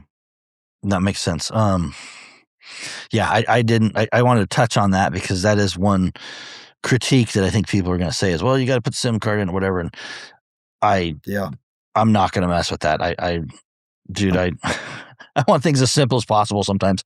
All right, Ross, move on. I'm good, but I seen that. I'm trying to make sure that we hit all of our talking points we want to touch on. So how about the mapping? I know the mapping with Garmin's, Garmin's have come a long way in the last, 15 years or whatever it's been, from just having some pretty basic topo maps to now being able to have bird's eye or satellite imagery and, all sorts of, a lot of stuff that I don't even use, to be honest with you. How's the mapping worked on the eSEEK? So for me, at home and cell service, I like it. It's like an Android phone, basically. You can zoom in. I mean, I could zoom right in on a rock, basically a little closer than the Garmin. The problem that I've had is the offline maps. You can only, I think it's like a 10 square mile download at a time, and it'll take like an hour or more for it to download. And for me, I mean, I'd have to do that quite a few. I'll have to do that. I've been doing it quite a few to get an area for where I hunt. And I mean, when we get to bears, I'm going to have a lot bigger. And that's a lot of guys that's called me, that's what they worry about, because uh, it, no bear race is going to stay in that small of a deal without taking a whole day or 2 days to try to download offline maps for that whole section. And that's been a pain. I have not liked that part. Sometimes it'll download till the last 2 or 3, they call it the mapping, and then it's like freezes up on me. So then I have to hit cancel, but then it saves that map. And one thing I had is when I zoomed in on the maps that didn't finish out all the way, it's still a little blurry. Like it had a freeze up state, and I didn't like that. And hopefully they can fix it. I've been communicating with them on it.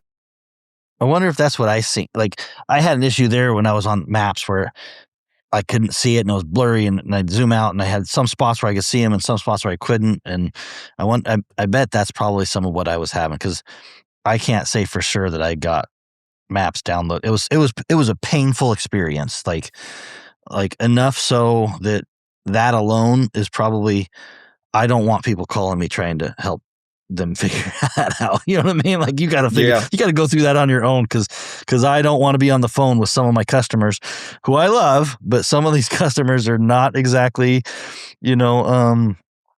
technology. They're a little bit technology challenged, and so I do not have the bandwidth to try to walk people through how to do that. Like that is something that guys better be willing and ready to pull their hair out for a little bit, because that's got to be, that's painful, like way painful. Yeah. Yeah. The feedback I got, I took notes, is Tucker, or Wilson Tucker. He said, I would probably stick with it if I could get the maps to download big enough to make sense. So like the feedback that I was trying to find people who have gotten these, and that was one of my notes that I put on there, that was his feedback, was maps were very painful. And same thing with bear race. Like he's like, there's just no way he can get enough of an area to do anything helpful. Yeah. And I got a buddy up, Max Hess, up towards Boise, that he loves it, but he runs a Starlink in his truck like me. And so he's got Wi-Fi all the time. So he's loving the maps, loving the unit. I don't know if the SIM card, if that's going to make a difference on downloading maps, if it'll make it smoother. I don't know. I hope, because it is definitely a problem. You remember, Brackens, did you have that Starlink issue? Like I went, because I have business Starlink at home, so I have a pretty nice Starlink plan at home, and we lost Starlink for like a day. You know what I mean? Starlink went down for like a day. Did you guys experience that, or did you notice it? I didn't notice it. No, I didn't notice it. Okay.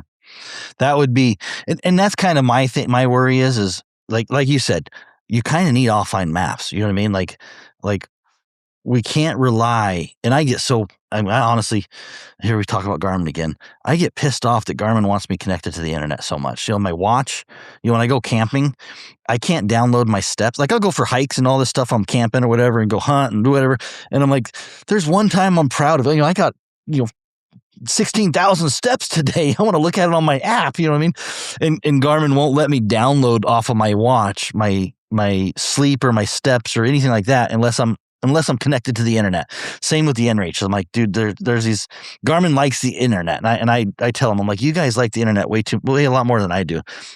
And so to wrap that to the eSEEK side is I want to be able to take a system and go, when I leave my truck, there is no internet. You know what I mean? Like I got inReach. I can use the satellites, but I don't need internet. You know what I mean? And anyway, so like relying on internet is dangerous for us, I think. Yeah. But I could definitely see that it would be helpful on the maps. You know what I mean? If you could use that and you have a Starlink, I don't even think Starlink would work where I'm hunting. You know, like my my satellite radio a lot of times in some of my canyons I'm hunting get cut off. So like and I shouldn't say this because I've never used Starlink mobile, so I don't know. You'd probably know better than I do. But if you get in some deep canyons and stuff like that, do you see your Starlink cut out? If you I get, haven't had no issues. in It's canyons, pretty good so far. okay. I might have But to, that's just one more variable you're adding, right? Yeah. Exactly. One more thing you're relying on. Yep. One more expense. Even yeah, exactly. Even the Garmin maps, not the satellite mapping, just their topo maps and stuff. I mean, they've come a long ways in 15 years as far as like what roads and what trails they show and stuff. And I mean, I would have to assume that China's going to be a little ways behind that ball. I think they're relying on more like a Google map. So they're pulling maps from some resource. So it's not. I don't think the actual maps are as much of an issue. And I wouldn't say I'm impressed with Garmin's mapping to be like, like I get people even this week, well, Garmin's mapping is blurry and it's annoying and they want it better. You know what I mean? Like I can't fix that, but and Garmin has a lot, I have frustrations with Garmin mapping too, especially the Outdoor Plus trying to download it. Like I'm not going to say that the actual maps of Garmin are super better than the eSEEK ones. I'm also not going to say the eSEEK ones are super better than Garmin ones. But I will agree with Brackens that the offline maps are painful. Like that is painful. And the only thing that Garmin's got going for Garmin's is kind of painful to download too. Also, if you're trying to download Garmin's, you got to jump through some hoops, either a cell phone with your app, like it's a little painful for Garmin. Like, you know what I mean? Mm-hmm. Like I've used companies like OnX. Here's a plug for OnX, and they're not paying me, but awesome. OnX is freaking awesome to download maps, to manage maps, to use maps, to look at maps. Like all of these guys should take a lesson from OnX. You know what I mean? Like if anybody's got mapping figured out, OnX does. So that's a unbiased plug, dude, whatever. Anyways, Garmin, the one thing that you got for me is it's easy for me to be like, dude, for $89, I'll send you a chip. You put it in there, it covers your whole state. And that's easy, right? So some of these old timers that are like, well, you could go on your phone, you could create this account, you could go pay this, you could go download areas, and try to build your maps up. Or for $89, I'll send you a map chip and it covers your whole state. Every time they're like, buddy, send me the chip. You know what I mean? I'll plug that thing in there. That's what, that's the only thing that really makes Garmin easy is the fact that we can just send them a chip and throw it in there. And that fixes a lot of problems. And that's the problem too. Like you say, I wish eSEEK would do the, like Onyx has the square. It already shows you the square you've downloaded. So on eSEEK, I'm trying to guess, and I could be downloading the same slice of an area that's a waste. That was the other hard thing, trying to select your maps. Yeah. You're blind. You gotta get this area. They don't tell you when you got too much until you click submit, and then they're like, type in your name, and so you type in the name, and then they're like, oh, this is too big of an area, and so you're like, so you shrink it down a little bit, and you just got this white screen basically. You can't see what you're downloading. You don't see any markers or whatever. So you shrink it down a little bit, and you go, maybe that's small enough, and you click OK, and it says type in your name, and so you get tired of typing the actual name of the area you had, and you're just like, I'll just put A, type it in, it's like too big, and so you got to shrink it down, and you can't tell when you do get one successful. An hour and a half later, you come back and you're like, oh, was that over here or was that over there? And you're like, I think it was about right here, but it was an hour and a half ago, so I don't really remember what I got. And so you try and download, as best you can the next area. It's a fail. Like I can't think of anybody that's going to be happy with downloading maps. Like if you are, you're twisted. You're sick. You're not going to be helpful. So yeah, offline maps is just really difficult. And I don't, the only way I think to fix that, Bracken, like you said, is you put a SIM card in it so that you can get it connected to your cell phone tower. And if you have cell phone service, you probably can get maps. And dude, like guys over in the Midwest, coon hunting, whatever, maybe it works awesome. You know what I mean? Like I look at it and go, maybe that's why they look at this and go, this is the best system ever, is because they're freaking pulling off a cell phone tower. You know what I mean? Like, okay, well, I don't have that option. You know what I mean? Like that's, I can't rely on that, and I'm not going to use Starlink. So anyways, I think I covered everything that I wanted to cover on that. Good on mapping. Yeah. So how about like usability? I know not so much with the 300s, but like with the 100 or with the 200s, one thing that drove me crazy when you had a bunch of maps on that, you'd go and slide your finger, wanting to move your map, and it would like glitch out for a little bit and take forever to load, or how like navigating from screen to screen, stuff like that is, because that's one thing that drives me bonkers when my map won't load or something, and my thing's glitching out for a second. I could just about throw that thing through the dash of my truck. And I'm just, that would be one thing that I would be worried about, going to a system that hasn't been tested or much history behind it. Yeah, that's as far as, it's about the same as Garmin. It has a little drag sometimes. And this was all in service for me. I was able to zoom in with your finger touch, and like the 300i. But it wasn't awful. Now the offline maps, I was having problems anyways.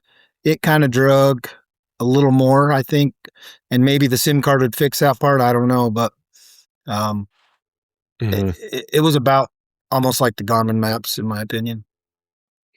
Yeah, I'd agree with that. Not better, not worse. I would, if I were to really want to hammer that, I would need to load it up, meaning more dogs, more things, try to blow it up. You know what I mean? Like that. Doing one thing, tracks, a whole just bunch do of stuff, right? Just start using it like but it's based off a cell phone, so I think the processor is pretty decent. You know what I mean? I think that part of it is going to be fairly solid because they're banking off of the processor or the cell phone. It's basically a cell phone is what it is. Basically, that device is a cell phone with an antenna. You know what I mean? So it's like having an Android, probably a cheap Android cell phone that you could go buy at Walmart or wherever and use it scrolling maps or whatever. I think it would do okay. I did see some feedback that when a guy was scrolling too much or doing too much with the maps, the device would get hot, right? So that tells me that I don't think, but I mean, my iPhone, I got I don't know, $1,000 iPhone, whatever it is, how much those sons of bitches cost now are expensive, but that gets hot on me. You know what I mean? So like I it's a computer basically. So hit or miss. I don't chalk that as like, oh, it's horrible. But I also think a guy could make it start glitching out a little bit too. Same with Garmin. Same with my iPhone. So yeah, I know one thing Bracken wanted to touch base on a little bit is an app for your phone to go along with that. eSEEK has that as well, just like Garmin. Did you hook it up Bluetooth to a phone? I did not. So I did, yeah, and my experience hasn't been good. And they said there's been 2 of us that's had an issue out of everybody they sold, and they're making it right. Supposedly, we'll see.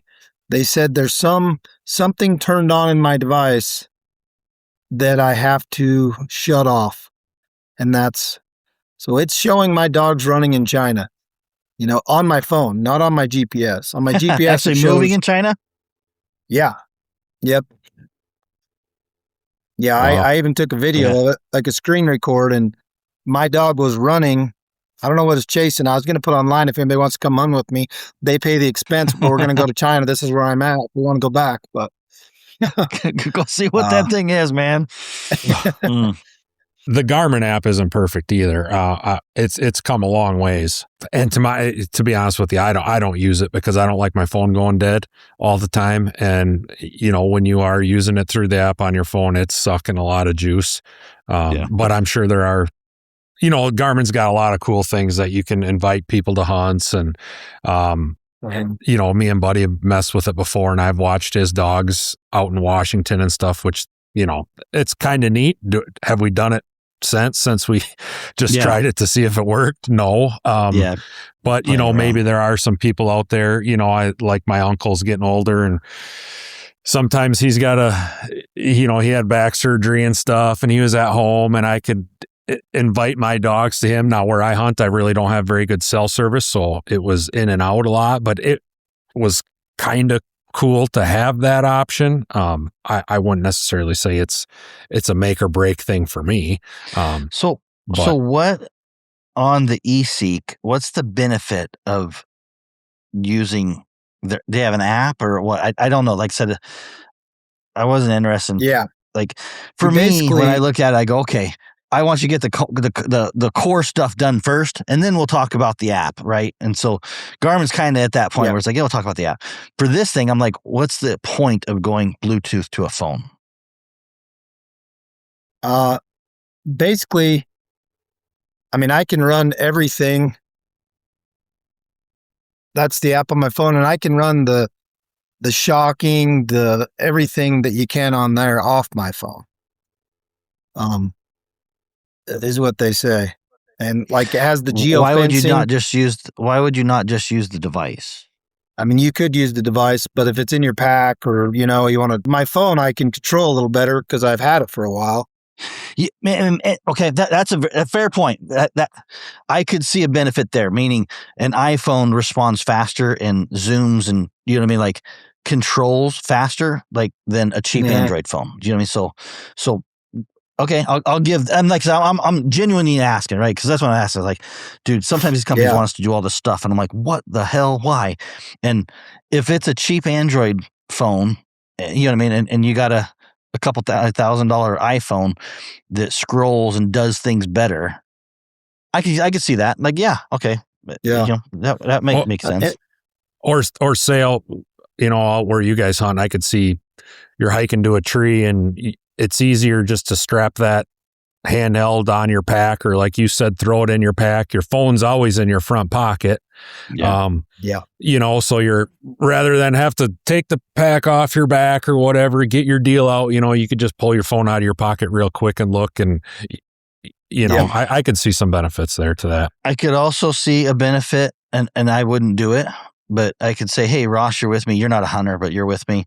Here, I can Bluetooth to your phone maybe and do it. Now, with that was said, so you could follow my dogs, but I bet you they don't have the ability to turn off the shocking. So it's like, hey, I'm going to give this guy that is just with me the chance to track the dogs on the watch, but I don't want them to have the ability to train my dogs. I'm guessing that's not a thing, but like, I think we're reaching a little bit on enough Bluetooth to see if it does that. Yeah, we're going to level 10 stuff there. Yeah. One thing I did level 1 stuff. Yeah. One thing I do like, it has a geofencing, and I liked it more on my phone because like I said, I can control it. There's not much drag on my phone. That is one thing, but I can set that geofence. I don't know if you can see, but I can set a geofence and let a dog run around, and it's going to correct it, kind of like a perimeter fence, basically.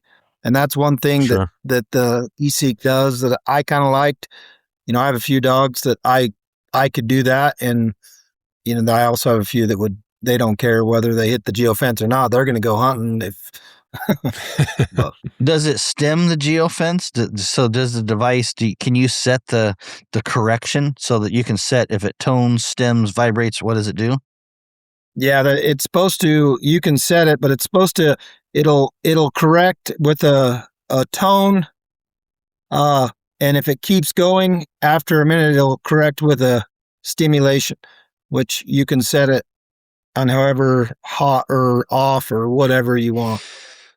So when I was looking at that, if I look at the geofence, so you go to your home, your geofencing, right? And I'm guessing you hit the little icon on the right hand side to. So the only settings I see is notification of crossing the fence and vibration on crossing the fence, right? So as I understand it, you can only vibrate. But is that the handheld? Is it vibrating the handheld to notify the handheld? Like I took that to mean that it's just going to vibrate the system and tell me that it crossed the fence. And Garmin has that, right? Garmin has a geofence that you can set that it gives you an alert when the dog enters the geofence or exits the geofence. I took that to mean the same. So like, I don't think it's correcting the dog. And I don't see any settings that allow that.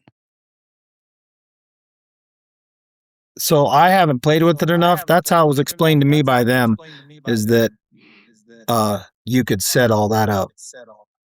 Yeah, I look at it because I could be wrong, but I one of the things I first did is I set a geofence just to look and go. I was just poking stuff around. I don't use geofences when I'm hunting, but I was like, you know what? I'll set a geofence for my because I typically walk my dogs around my yard. I got 5 acres or whatever. So like last night, I'll just if I don't get to get the dogs out, sometimes I'll just take them for a little walk and they get and we got 40 acres behind us, and so like I was like, oh, let me just set a geofence so that if they leave my acres or the 40 acres of my neighbors that I can, let me know what they do. But I couldn't find any way of setting any kind, and I don't want to. I don't really want my system. Not until I have trust in it, right? But like, I want to be really cautious about stemming my dogs off of a GPS system. You know what I mean? Because I've watched too many times the GPS be wrong, where it's like it tells me my dog's over here and it's actually right here next to me, and I'm like, okay, I don't want any system correcting a dog based off of GPS until I have a really good, robust trust in that GPS system. So that's what I looked at. I was like, are they doing that? Have one of those situations where you're getting interference with another collar where it shows your dog bouncing back and forth, and every time it bounces, exactly, it's lighting them up every time. Get your ass out of China. Get your ass over here right now. What you doing over in China right now? Oh, anyways. Yeah. Yeah, no, exactly. So I didn't like on that geofence thing. I took that to mean they were going to vibrate my handheld and tell me that the dog exited the geofence. When I seen the alerts, it was, I don't know how to say this, but it was kind of like China. It was kind of like, I don't remember what the alert said, but it was like, kind of like broken English. You know what I mean? Like, I don't know. It was just not impressive. And it was just more reminding me that this thing is on the cheaper scale. You know what I mean? So like some of the notifications they have, you know what I mean? Like I forget, I had this thing that was beeping at me every like 5 minutes, and that was on the stay command. It was like stay something. And I'd have to look at that video or whatever, but like and that's kind of another, point about it is, and we'll touch on usability. So we're kind of on the next topic, but the messages that it sends don't correlate to me the right thing to do. Like, for example, when I first got it out of the box, and I like to stress things. Like that's just what I do. Like when I worked at Intel and I was a product development engineer, my first thing was, how do you break this thing, right? So I just learned how to stress things. So the first thing I got out of the box, I'm like, I'm going to delete the dog. You know what I mean? Like I like to make things hard. So I deleted the dog, and then I couldn't pair it, right? And so because I was like, I want to see what a customer's going to have to go through if they buy 2 collars, you know what I mean? So they get 1 collar and it's hooked up, it works fine. I'm like, I don't want you to set this thing up. You know what I mean? So whenever I got it, I didn't like the fact that they already had the collar plugged in it, because I've dealt with too many people on the phone. How do I pair a collar? Right. And like, that was the first thing I did. So I deleted the dog, tried to pair it, and it had a picture on there, and it had a number 2 and a button. And so I thought, well, you hold the button for 2 seconds, right? And it'd turn off. And I'm like, I turn it back on and hold it down for 2 seconds. It'd turn off. You know what I mean? Like Mike Foster went and got the owner's manual and was like, beep, paired it right up. I'm like, okay. I said, well, how'd you do that? He goes, oh, you got to press the button twice. I'm like, oh, okay. So this was 45 minutes later. Well, I took that owner's manual away from him. I said, well, here's number one. I don't want you reading the owner's manual because nobody that I sell these things to ever reads the owner's manual. You know what I mean? Like it's just not a thing, right? If I get an iPhone, it doesn't come with an owner's manual. You know what I mean? Like there's no owner's manual in the iPhone box. They expect things to kind of work. Now, I'm not saying there's not a reason to go back and look at the owner's manual, but I don't want a product that I have to send out and go, okay, the first thing you need to do is read the owner's manual from top to bottom before you can use it. So anyways, a long story to talk about the messages on the screen were not helpful for me to understand. And I'll touch on that. Honestly, I mean, I couldn't hook up a Garmin without reading. I mean, I couldn't, before I got a Garmin, I couldn't just hold that down and figure out, oh, that's what that means. But if you walk through yeah. No, it's good. But if you walk through the Garmin pairing screen, it says press and hold down the button. And I'd have to look at it. Like, I'm not here to defend Garmin, like whatever. Mm-hmm. That process talks me through step by step. Press and hold the button down to enter pairing mode on the collar, right? Whereas this just had a 2 and an arrow. It said it was a 2 and an arrow to the button. It didn't give me any text instructions. It should have said press and release the button twice. You know what I mean? That's what it should have said. And so I could have been like, oh, press and release the button twice, beep, beep. But it didn't. It had a number 2 and an arrow pointing to the button, which I guess in China means press the button twice. To me, it didn't mean that. On the Garmin side, it does have instructions because I know they work on that to be like, we're going to walk you step by step through. So it tells me press and hold the button for 2 seconds or whatever. And I could be wrong, but I'm pretty sure that the Garmin, you can read the screen and it tells you what to do. I didn't get that out of this thing. I had to go to the owner's manual because I didn't know it was telling me press and release twice, not press and hold the button twice. Does that make sense? Yep. I guess I haven't paid attention. Maybe. I'm not saying Garmin's not complicated, and I get guys all the time like, how do you pair? How do you do this? I don't know how to add. Like, not saying Garmin's perfect, but they have put a lot of work, years of work into trying to make a device that doesn't require the owner's manual. And this company can get there. I'm not saying eSEEK can't get there, right? But the messages I seen did not tell me what they were trying to do. Even on the stay command, when it was like, oh, stay, I was like, God, I forget what it said.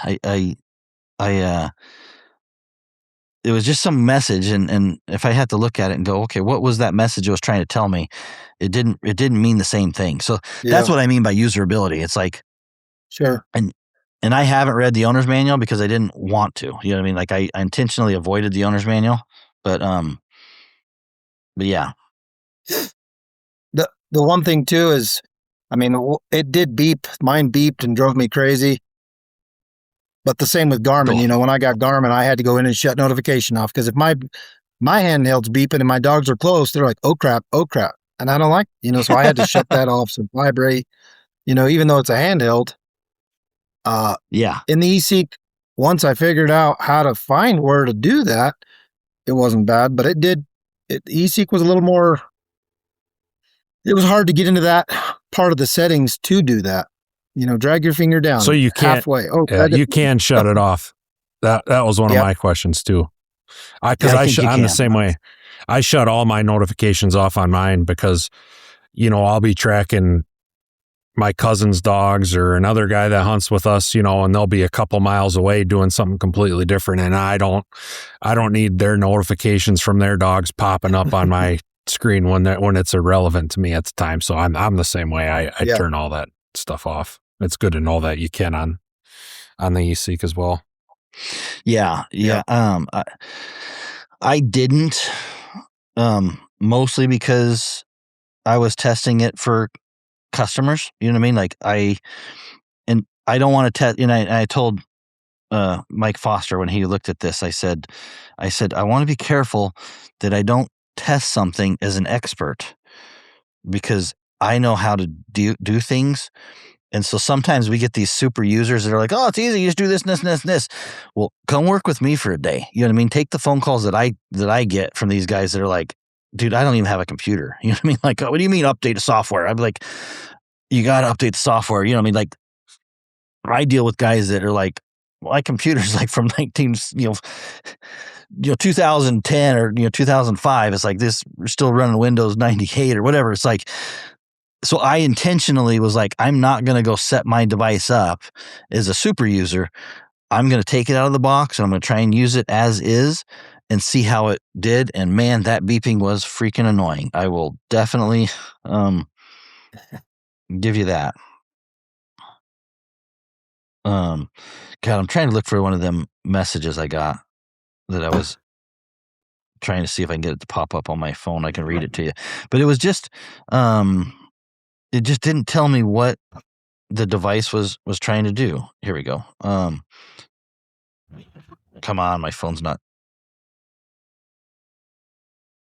So I went to a stay and it says like remove markup. So it says dog 1 stay 27S, which I think means that the dog's staying, and it says remove markup. And I'm like, what's the markup? You know what I mean? When you use words like remove markup, I'm like, I don't know what markup means.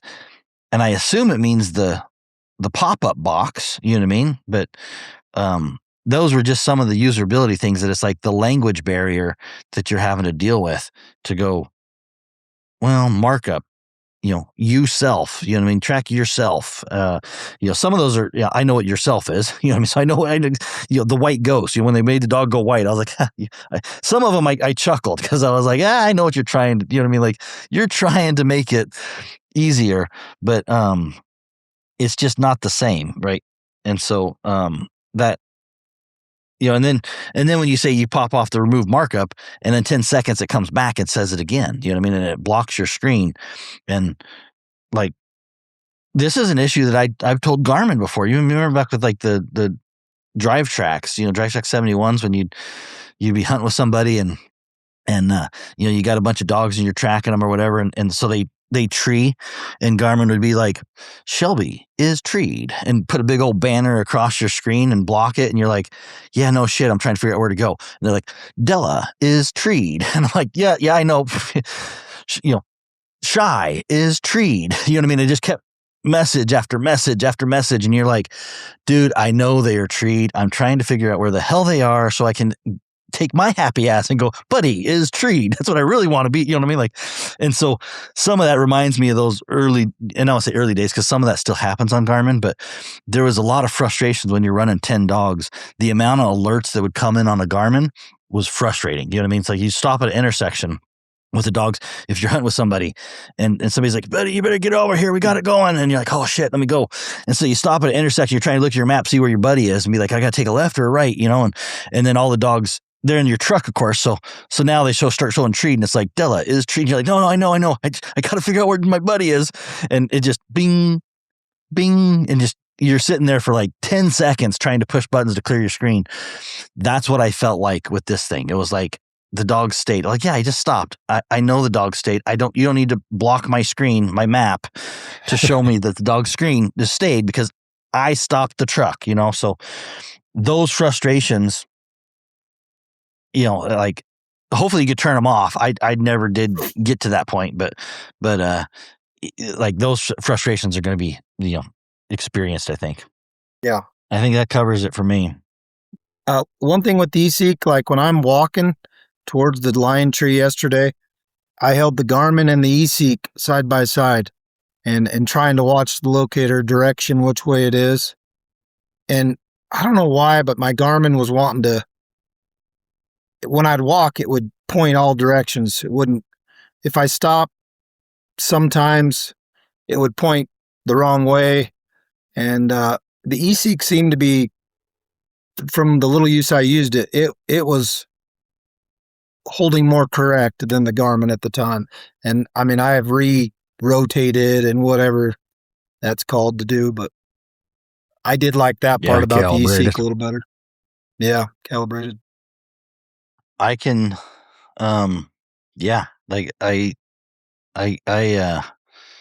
I get that question a ton. Like, well, my arrow's not pointing the right direction. And I'm like, dude, do you even use the arrow? Like I don't trust it. So like, and I'm probably the worst person to talk. Like a lot of bird hunters, Pro 550 pluses and stuff like that, they just have an arrow. And that is, for me, I rely solely on maps. You know what I mean? Like I look at the map and I go, okay, my dogs are over there. I have almost never used the arrow to go to them. Mostly because of that problem you're talking about. You know what I mean? Like on a Garmin, it's wrong a lot of times. And so I don't even look at that page because number one, I don't like it. Number two, it's really dangerous. You know what I mean? So like when the watches first came out, they had a feature where you could plug your watch, and you still can, and it shows you distance and arrow. And I'm like, what really irritates me, and I think they might have fixed it. I don't know. But my feedback to Garmin is at the very minimum, you need to show me where north is, right? Because just showing me an arrow and expecting me to walk that direction, I have no way to check you to see if you're right. You know what I mean? So like, it's like asking your buddy that always gets lost. You know what I mean? Being like, which way is the truck? Yeah. And he's like, that way. Are you really going to just start walking that way blindly? Or are you going to be like, man, how much did you have to drink today? You know what I mean? Like, are you sure? Like, I'm pretty sure we came this way. And so with that said, when my watch just showed me an arrow to my dog, I would get so upset with Garmin. I'm like, Garmin, I want to know where north is. I want you to tell me where you think north is. Because if I look at that and go, Garmin's got north messed up, then the arrow is going to point wrong, right? So when somebody tells me the arrows are pointing wrong, like what you just did, my question to you is north wrong or are the arrows wrong, right? Because what I would imagine, did you look? I wasn't for sure because you can switch it back and forth, I don't go off it a lot. I was just trying to test it. But like if you went with just an Alpha 10, you might be traipsing all over the dang mountain, right, following an arrow. Absolutely. And what I'm asking is, in that situation, the only way to determine what's wrong is to figure out, is Garmin telling you the dog's in the wrong degree or whatever? So if it says it's east, the dogs are east, right? East of you, because it knows they're east. On the map, it could show the dogs in the arrow pointed east. So it's pointing in the right heading, which what you call it, I don't know if 270 degrees is east or what. I don't know. But if it says, they're 270 degrees, you know what I mean? So it could say, so if your dogs are really 270 degrees, if you look at it on the map and you drop it on the map and you go, okay, 270, according to 270 degrees, that's where my dogs are. If Garmin can say they're 270 degrees, or Garmin can say they're 230 degrees, right? Or 90 degrees, it could be way off. And so that's one error that can happen with Garmin, eSEEK, any of these situations is they could give you the wrong degree. They could give you the wrong heading. What I've found most often happens is they have north wrong. So if north is not correct, then that arrow is going to point, if north is not correct. So let's say north, if Garmin thinks north is south, if Garmin's your drunk buddy that gets 100% flipped backwards and he knows the dogs are to the east. Well, if your drunk buddy has north and south flipped, and so when I ask him where the dogs are, he's going to point west, and the dogs are actually east. He's going to go, they're west. And I'm going to go, okay, let's go west. And we're going to go west and we're not going to find dogs. But if I say, hey, Johnny, which way is north? And he points south, I'm going to be like, all right, let's walk the other way. You know what I mean? Like you're you got something right, but you're turned around. And so anyways, on that compass question, it's a great question. And I get this all the time, especially with things like, Pro 550 plus and items that don't, Alpha 10, items that do not have a map. Everybody looks at the arrow and expects that arrow to be right. And I'm like, dude, is the arrow right or is north right? Because the first thing you need to do if you're going to use an arrow only setting is to know your north. You better know what direction north is, and you better check that direction before any company, Garmin, eSEEK, I don't care who it is, Dogtra, you got to validate north first before you can trust the arrow. Otherwise, it's just following your drunk buddy in the woods that gets turned around and be like, well, we went the wrong way for a long time. Anyways. Yeah. Well, even the triangle on Garmin, I can see my dogs are up here. And when I'd walk, the triangle holds. I'm walking towards the dog, but the triangle is pointing, one way or the other and on the map. What triangle? The you. You're, yourself. Yourself. Yep. Yourself. Yeah. Yeah. And that, I don't know how I want to keep going into like stupid stuff, but a couple ways so there's a couple ways a device can get direction, right? One is a compass, which is magnetic based. So it has interference, and these Garmin, every device has a magnetic compass. I would agree that there are compasses that work better than Garmin, like hands down. Like the Tech 2.0 system, which I despised, that freaking compass was spot on. Like I messed with that compass and it worked. Like blew Garmin's out of the water. So this eSEEK might be like that. It might blow Garmin's out of the water. I'm not saying it isn't. I didn't mess with it. I don't rely on compass because I've seen Garmin wrong so much that I just don't trust it. But in finding that, the things I tell people when I'm troubleshooting people over the phone is there's a couple ways Garmin can determine distance. One is a compass, which is not very reliable and is subject to interference, guns, metal, magnets, all sorts of things can interfere with that. Two is GPS heading and direction. So being able to determine I was here and I moved to here. So that means, I'm traveling north or south, So like it can determine on a mess says, hey, you self was here and you walk 10 yards here. 10 yards is a little bit small. There could be some error in there, but when you go 20 yards, when you go 30 yards, when you start driving in a car and having speed. So at the very beginning, when you're standing still, looking at a Garmin compass, very difficult to get an accurate heading. If you start walking, it gives Garmin another point of measurement that says, not only do I got the compass, but I'm also walking and I'm seeing this. And it should, I'm not saying it will, I'm not saying it's going to be 100%, but I tell guys all the time, if you're standing on a road and you're trying to figure things out and you feel like you're getting flipped around, start walking down that road and give Garmin other points of data to try to figure out your heading so it could hopefully display the map and the arrows better. Those are just feedback. Anyways. You sound like a salesman for Garmin. I am. I'm a salesman for problems like that. I'm not trying to sell the Garmin right there. I'm just telling you that how many phone calls I get over the arrow's pointing the wrong direction. And I'm like, yeah, it is. Here's the things you can do to try to fix that. But again, Sport Tech 2.0, man, the Tech 2.0, I wouldn't use that system to track my dog because it was shit. But that compass was the fastest acting compass I have ever tested. Like that compass, hands down. And I didn't use it enough to know if it ever got wrong. You know what I mean? But during my tests, when I would go and I'd flip the other different direction, man, Sport Dog was like, "This is fun. Let's do this. Put right there. Just put over here." It was like a game. You want to dance? Dog. I can dance. Exactly. Yeah, I do 360s, and it's like, we got this, man. It's like whatever it was that Sport Dog was doing in that, dude. They had it. Like I was like, damn. Like they don't have good maps, but their arrow is right. Their arrow is spot on. So, anyways, to get back. Dude, I don't trust Garmin's arrow. I don't trust their arrow one bit. I always want to check north. You know what I mean? So you're touching on something that is painful for me because I got to deal with phone calls about people that are like, my arrow is pointing in the wrong direction. And I'm like, oh man, I don't take the arrow away, Garmin. Yeah, exactly. Yeah. Anyways.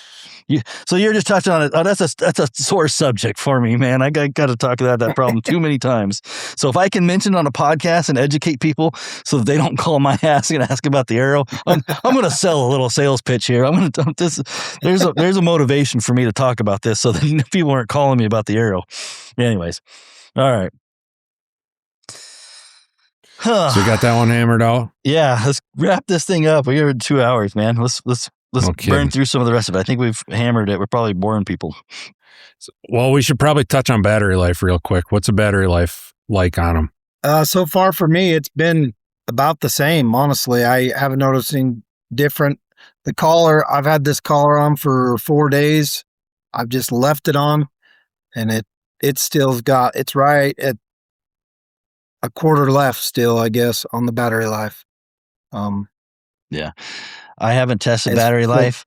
I don't see anything that is alarming to me. Like I went out all day, left it on, handheld had 79%, I think. I'm generalizing, but I think the handheld had 79%. I think the collar was in the 70%. I was like, yeah, it seems like it's got enough for most people. I didn't, but I haven't stretched it out to like, does it got 130 hours or anything like that?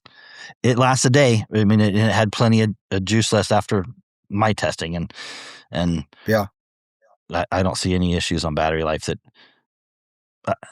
but I haven't looked at it. So at the same time, haven't pressure tested it, but enough that it's not going to be an issue. Yeah. Yep. Yeah. So we've talked about several problems. I know another thing that you noticed, and one thing I was honestly excited about was how you would be able to listen to a dog barking. And I know, buddy, you tested that in your video and were not able to get it working. Bracken, have you had, do you know how reliable that function is? So I didn't have success either. I was guiding the last week and I tried at every tree. It's also, they say it's pertaining back to my, whatever I have turned off, why my dog's tracking in China on my phone, and they're waiting for a respond back. That was a big thing seller for me too, is I wanted to hear what's going on. And so I hope they have that corrected, because I'd like to hear it and see how it is, but it didn't work for me. Okay. I've talked to him quite a bit about it. I was curious about that. I've talked to him quite a bit about it, and they're helpful talking to him, and they're trying to get the answer to me. They say the guy's making a video for it, so it can walk me through shutting that off or turning whatever button, but I haven't got it yet. Yeah. Yeah, I'm just getting pushed back online. That's like, you're doing something wrong. And I'm like, okay, but like, well, maybe. Yeah, I got that too. You know what I mean? Like that. I got it too. They said, oh, you're going to do the volume button. You need to do this. I said, you don't think I tried that? I mean, I tried everything. I'm trying to make it work.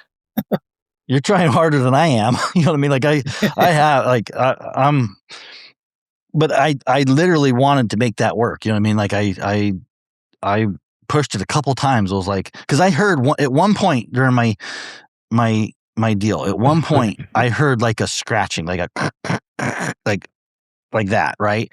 And that's what really was like, oh, that's what that is. You know what I mean? So I thought I was hearing the dog run through the brush, and so I was like, let me get that on. You know, the dog's barking. Let me do that really quick, and I could never do it. So I think I had it activated for like half a second or a second, because that device made some noise that I couldn't comprehend what it was. You know what I mean? I was like, there was like a static or some kind of, like what I would imagine a microphone running through the brush. You know what I mean? Like, and I was like, oh, maybe that's the microphone, but I could never get it to do it again.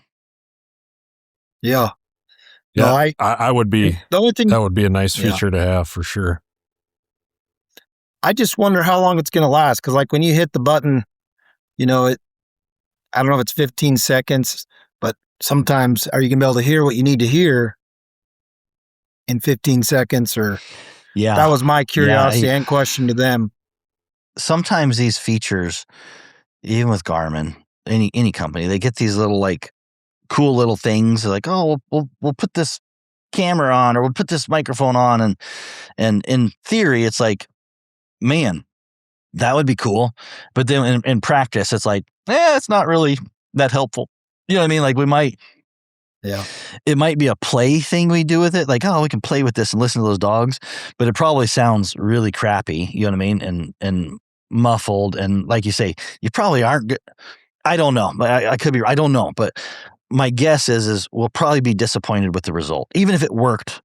You know what I mean? Like if you could get that microphone to work, I'm guessing I can barely hear my buddy trying to tell me, where to go on a radio, let alone a dog that is barking and expecting the microphone to like pick him up clearly. You know what I mean? I'm guessing it's going to be really muffled and it's just going to sound weird to us. Well, and we all hunt in snow or, I hunt in the swamps. I mean, it's probably not, even if it did work, it probably wouldn't take very much shit getting stuck to that collar or packed in that spot. And when I think of a microphone on a collar, to me, it's like, well, that is a potential fail point as well. Somewhere for moisture to get in through that microphone or something. I don't see the microphone. I don't see where the hole is. So I don't know, like, where it's detecting it or. Yeah, when I look at it, I don't know where it's detecting it. Like I said, it's in there. And like, I'd like to hear what it sounds like. My thought is we'll be disappointed with the result. Like that's just my thought. Is like, hey, we're gonna hear, something. We like it's hard to hear humans talking over CB radios. You know what I mean? Yeah. And we're gonna expect. And I think as houndsmen, we listen to the finer points of a dog's barking that are going to be really hard for that to come over a radio transmission. Meaning like, oh, did you hear that? That dog's getting ready to locate. You know what I mean? Like you hear how that dog sounds? You know what I mean? Like she's doing this. You know what I mean? Like we listen to really like details inside our pack that, and all of them together that I just think you can't transmit that kind of detail over a radio wave. I could be, I'm 100% could be wrong. Like, you know what I mean? Like maybe I'm wrong, but if I was the engineer, I'd be like, this is difficult. So. Was there any other problems you wanted to touch on again that we haven't already? So my tracks, man, if I had issues keeping my tracks on my screen, and when I took the tracks off and tried to put them back on, they were completely gone. So it's like if you lost tracks, you started over. Did you see that, Bracken? Yeah, if for some reason you turn that track thing off, they're gone. If you accidentally hit it with your hand or whatever, yeah, you can't get them back. That's what I noticed. They're on as long as you leave that button, but if you hit that touch screen and shut it off, they're gone. What I noticed. Yeah. And I imagine some of that stuff will get fixed in issues and updates. You know what I mean? Like I'm assuming it'll get better, but that was one of the issues that I seen. And the problem is that's really dangerous if, let's say, a pup slips out and that happens, and you know what I mean, you can't see that history of tracks to see where it went or where it was heading, and little things like that is big. So, all right, so the feedback, like from the dealer to distributor, we got a little bit on that, and then I want to just jam through super quick some of the questions from Facebook that I found as I did some homework. But Ross, I was out hunting when I was doing my video.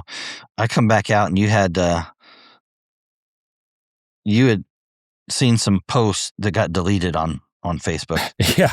So there was on the Ohio eSEEK page or whatever, they were commenting about your video with about the stimulation levels and whatnot, and I just replied to the I don't even remember who it was, Paul or somebody, and I just kind of explained to him how I use a lot what we talked about, and when we were talking about the stimulation, how I use a collar, training my bird dogs and stuff, and how I wouldn't want to have a collar that didn't go lower than the dog can feel as a minimum baseline and stuff. And it just, like, I didn't get a response. They just deleted it. Like, in my mind, they didn't want like a negative comment about their system. And I mean, I could understand if I was a jerk about it and and dropping F-bombs and stuff, but I thought fairly respectable about it. And that really left a bad taste in my mouth because, in my opinion, if you have a system that you're proud of and that you're willing to stand behind, like, let's have a conversation about it. Like, they should want their system to be better too. Maybe either, they could have had a couple different answers that would have suited me. One would have been, yeah, we'll fix it. We're working on it. We're working on it. But I mean, they could have also said our product is not intended for that situation. And maybe it wouldn't work for me, but at least they have some rationale behind what they did. And instead they just delete it. And like, we don't want to hear it. Boom, it's gone. And that kind of left a bad taste in my mouth because I don't think Buddy, handles most stuff that way. I don't think a lot of reputable companies that I deal with handle stuff that way. Let's have a conversation about it. Yeah, if you're getting disrespectful or whatever, okay, then we're gonna shut you up or you're not worth the time. But that just left a bad taste in my mouth. So I reached out to the manufacturer overseas, and I did comment. I said the two things I commented out was my shock intensity and the frequency, because like those are two big fixes, right? And this is the response I got back. I said, "Thank you for your professional feedback. Here's our response to your concerns." And so I want to read this just so that it's clear. I think some of these things will get fixed, right? Like about shock intensity. I have already shared your feedback with our engineering department. We will look into optimizing the power curve of the stimulation levels and future firmware updates to ensure lower settings are more suitable for training. That's what I would have expected, right? So it's like, I'll give them props. At least that is something that they can work on. You know what I mean? About the frequency, I'm just going to read this one while I'm here. About the frequency, the device you currently have is a sample or a reseller restock set to the international frequency of 162.250 megahertz. I got it from the Ohio Paul or whatever, you know what I mean? Because he said, I heard jingles about, well, if you get it from wherever else, you're going to get the wrong frequency. So I was like, nope, I'm buying from you then. So I had one overnighted. So anyways, even though I'm dealing with the manufacturer, what the manufacturer is telling me is lining up exactly with what I see, right? So my video, which is 162.2.5, which I got to release here before this podcast probably. But however, anyways, let me get back to this. However, we are fully capable of hardware customization. For bulk orders, we can directly customize the frequency to the 151/152 megahertz range to comply with U.S. regulations, MERS band. So, again, I don't know the answer to that frequency question because it opens up a can of worms, right? If we go into MERS, now we're interfering, and there's no easy way. You know what I mean? Like whenever you get into these technical situations, it's like, oh, do we want it legal in MERS? Okay, now we're back in conflict and communication errors, or you know what I mean? So I don't know the right answer, and especially because I'm not going to sell these. Like the way they are is too much problems for me to deal with customers for me to try to get them working on that. So on one side, I'm like, stay out of MERS. You know what I mean? Don't make the Garmin, our Garmin problems worse. You know what I mean? So, because putting devices on MERS next to Garmin, maybe it affects the Garmin. Maybe the Garmin stops tracking as good. Maybe the Garmin affects this and this doesn't track. I don't know the answer to that. And I don't want to go spend the time chasing that down. So, but I do want to be like, that's the feedback that I got from the manufacturer on the stem. I would guess the stem would be something they're going to work out updates shortly.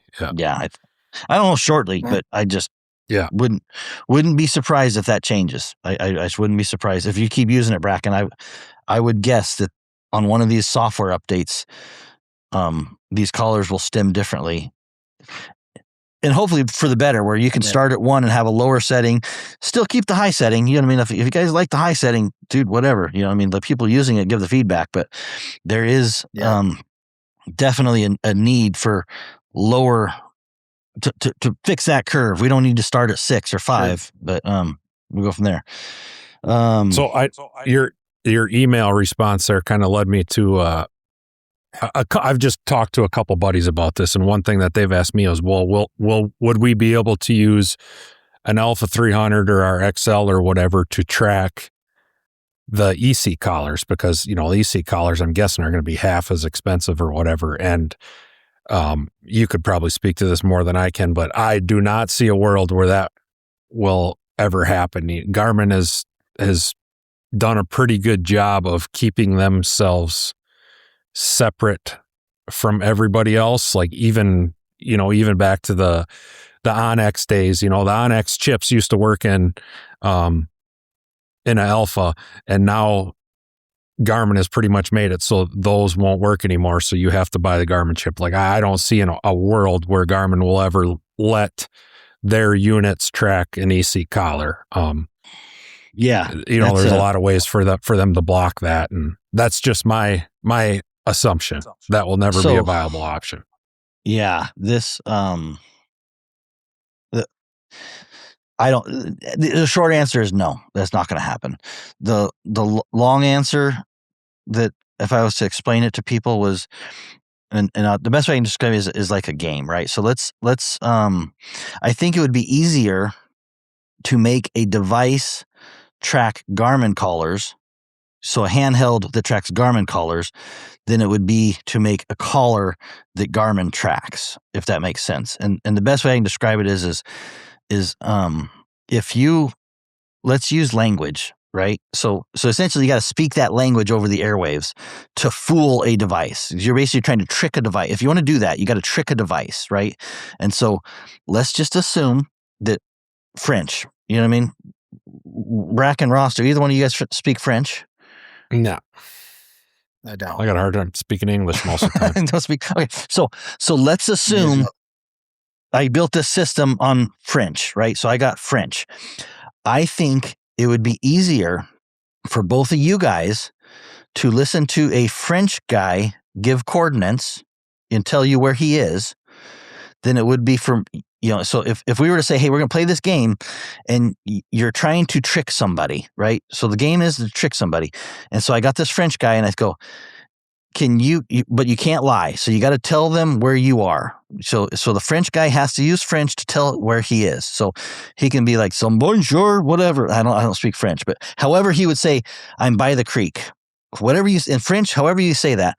My guess is Ross, you or Bracken could use tools to take his words and be like, oh, he's by the creek, right? And steal that information and be like, oh, he's by the creek, that's where he is. Then it would be for me to tell you and say, Ross, I want you to tell the French guy that you're by the creek. And if he detects that you're lying, he doesn't have to respond, right? So he doesn't have to show your location. And you're going to do your best French accent, and you're going to be like, I'm over here by the creek. And he's going to be like, fake, not tracking it, right? So that would be my equivalent of trying to explain it is, I bet you, Ross and Bracken, you guys could build the handheld that listens to that signal and goes, I can translate what that signal is. I can determine the ones and zeros. I can see the ones and zeros. I can be like, the first 3 digits are the track and train code. The second 6 digits are the longitude. The next 6 digits are the latitude. The digits after that are the battery life. The digits after that are this. And I could look at that signal and go, okay. And I'm like decoding it, ones and zeros, and go, okay, this is what these ones and zeros mean. This is where this guy is. He's over by the creek. Now, if I had to make the ones and zeros and fool Garmin, way different, right? I got to know their code, number one, their track and train code. I got to know their secret passcode. Garmin's not handing that out, so I got to try and figure that out. And then you got to figure out all the digits and what they mean. So anyways, long story. I think it's very difficult. We won't see that. I don't think we're going to see collars come out that work on Garmin. And I honestly, it would be easier to make the handhelds that track Garmin collars, but I don't see anything like that happening either. The eSEEK are they're a lot cheaper. That's why I went that wire route to give it a shot, just because I'm tired of paying top dollar. Or not top dollar, but the price that Garmin wants. I mean, it's ridiculous anymore, especially the guys that run a lot of dogs. I mean, gee, many. Yeah. No, I mean, if them eSEEK collars worked with a 300 and an XL and stuff, I bet you they would sell a pile of them. I mean, even if you Piles. just had a couple Garmin, a couple 25s or whatever, and then, you got 5 or 6 your other ones. Yeah. I mean, I'd sign me up for 3 right now, but it just, Right. it's never going to happen. Yeah. Let me zip through some of my questions really quick. So the other feedback I seen online, Milosis Kosmas, and he's overseas somewhere. I don't know if it's Greece or where, but he's used it. He said it has and I'm not translating, so I don't know, but I'm just reading his comment on my post. It has a perspective, but not good range with the simple antenna. But to work well on the map, it needs a SIM card. When you operate it for a long time, it gets so hot it creates an unpleasant feeling. The graphics still need a lot of work. In the sun, the screen does not look good. Finally, the collar is very high quality and sturdy. The price I bought it was for 570 euros, which in relation to Garmin is very fair. So that's, I'm just trying to find all the feedback I could find on this. It's not in yards or miles, it's in kilometers, and that's a pain. They say there's an update going to fix it, but for right now, that's what a lot of people hasn't liked that part of it. That's actually, I'm glad you said that. I forgot about that. Yeah. For us old guys, we're like, dude, meters are kind of close enough to yards that it's like, I can ballpark it. But when you start getting 500, when you start turning when it's like half mile, mile, it's like, man, that sounds like a lot of meters, man. Buddy, you just need to go back up to Canada for a week or something, I know, just to refresh your memory on kilometers. Yeah, that's the one thing with driving in Canada. You're like, son of a bitch, 200. Oh, it's kilometers. That's not that bad. It's the one thing about driving in Canada. You see the road signs, and you think, man, I'm never going to get there. And then you go quick. All right, I'm just going to spitfire some of these questions I got. Ross, or Brackens, I want to know if you can share codes for friends to track. Do you know if that's... As of now, I don't think you can. That I know of. I'm so trying to figure that out. Add a collar. The only way to add a collar is through the pairing process on the collar. Yep. That's good information to have. I would agree with that. Like, I think looking at it, their collar stability is limited, and there's no way to like share a collar without pairing it. I don't think there's a way to change the frequency or the ID. You know what I mean? So like if you had 2 collars that somehow were interfering with each other or on the same ID, I don't think the user can change that. So I don't know how that works, right? I don't know, like, I just don't know the details of that. But could a guy, and this is, if you're answering questions for them, could there ever be 2 collars sent to a customer that were on the same ID? You know what I mean? And if the answer is yes, there's no way to change that except for buy a different collar. So there, I mean, it shows that I can add another handheld. I don't know if you can see that or not. Yep. But I haven't tried it out or done that yet. Yeah. So I think there's limitations there, and I think there's a long way to go before they catch up to any competitor. Does it look good? Does it hook up to an XL or a laptop? The answer is no. Like, so somebody told me that they got theirs to hook up to their drive track up in Boise, and I tried to hook it to mine. I couldn't get it, but I would be really surprised. With an exception, Bracken, I bet you could hook the Bluetooth up to the drive track like a phone. Okay, because on the drive track 71, I can hook my phone up to it and make phone calls with that drive track. So my guess is they Bluetooth paired it, and if you get that thing working like a phone, you can make a phone call through your drive track. I would say yes, you can do that. If you're talking about tracking dogs, probably not. I'd lose a lot of money on this bet. If it would work, I'd lose a lot of money. Like I don't have a ton of money right now, but I will gamble some money that won't work. But what I can almost, obviously I've never used it, but you said that there is a cell phone app. I would assume you could get a tablet. Yeah. Get that app on the tablet and use the tablet like an XL. And there's a lot of people that still do that with Garmin's through the Alpha app that have, I mean, I know people 100%. That even, their hunting truck looks like a freaking cop car because they got a computer set up there that they use. So I would assume that you could use it that way. 100%. And to circle on the laptop, that's where I get weak in my answer. Meaning, I think my answer is still no on a defined laptop, but I'm going to ask you to define your laptop. And if you start talking about a thing that has an Android system or an iOS system, I'm going to go, maybe you can't. I don't know. You know what I mean? So if you're talking about a Windows laptop, I'm going to say, I don't think so. You know what I mean? So anyways, on that question, does it hook to an XL? No. Does it hook to a laptop? Probably no, but let me talk about your laptop. You know what I mean? Like, let me define what you're calling a laptop, because a lot of these new laptops are more and more like a tablet. And if you get into the tablet range, then I think you could do it. You know what I mean? So like that question, I look at it and I was like, be careful about the laptop part. Does it have an in-reach? No in-reach. Touch zoom screen, Brackens. Does it have touch zoom screen? Yeah. Yep.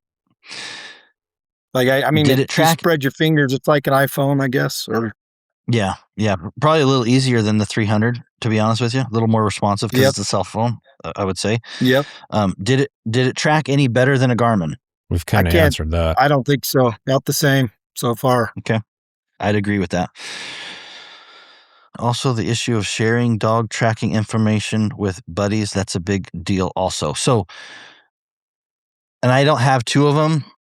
I'm going to get two of them, but one of the comments was about sharing dog tracking information. I think you kind of touched on it, that the way I can see it is you have to pair that dog by the button. Like if you can't touch the button, you can't pair the dog. If you lose your handheld, I don't think there's any way to track a dog without finding the dog first. Meaning, if I lost my handheld and I knew my ID, I could call up my buddy Ross and be like, Ross, bring me another 300, or plug this number in your code and see if you can tell me where that dog is. I don't think there's a way to do that with this. I think if that handheld dies, you are shit out of luck. And I don't think there's any way, at least that I've seen, and Bracken, correct me, but if I took and smashed your handheld while your dogs were on a race and you didn't have Garmin on there, and let's say you called your buddy Max over, I don't think you guys could track that dog. You know what I mean? And if you write your numbers down on Garmin, I can. You know what I mean? I can plug in numbers and be like, oh, that dog was ID number, plug it into another 300, and I'm off to race and I'm tracking that dog. So what I seen, I don't think we can do that, if that makes sense. The only thing is if we can add our callers on our buddies, if they will be able to interchange, and I already have mine on his, I could call him and come over, but I don't know. I haven't messed with it enough to know if we can do that. You would have to have your buddies done ahead of time before. Yeah. Right. Yep. And in my experience, it never works out that way. It's normally like, well, I had this shit happen and I wasn't really prepared for it. But anyways. Or you could have all but one of his dogs, and that's the one that. That'd be the one. Yeah.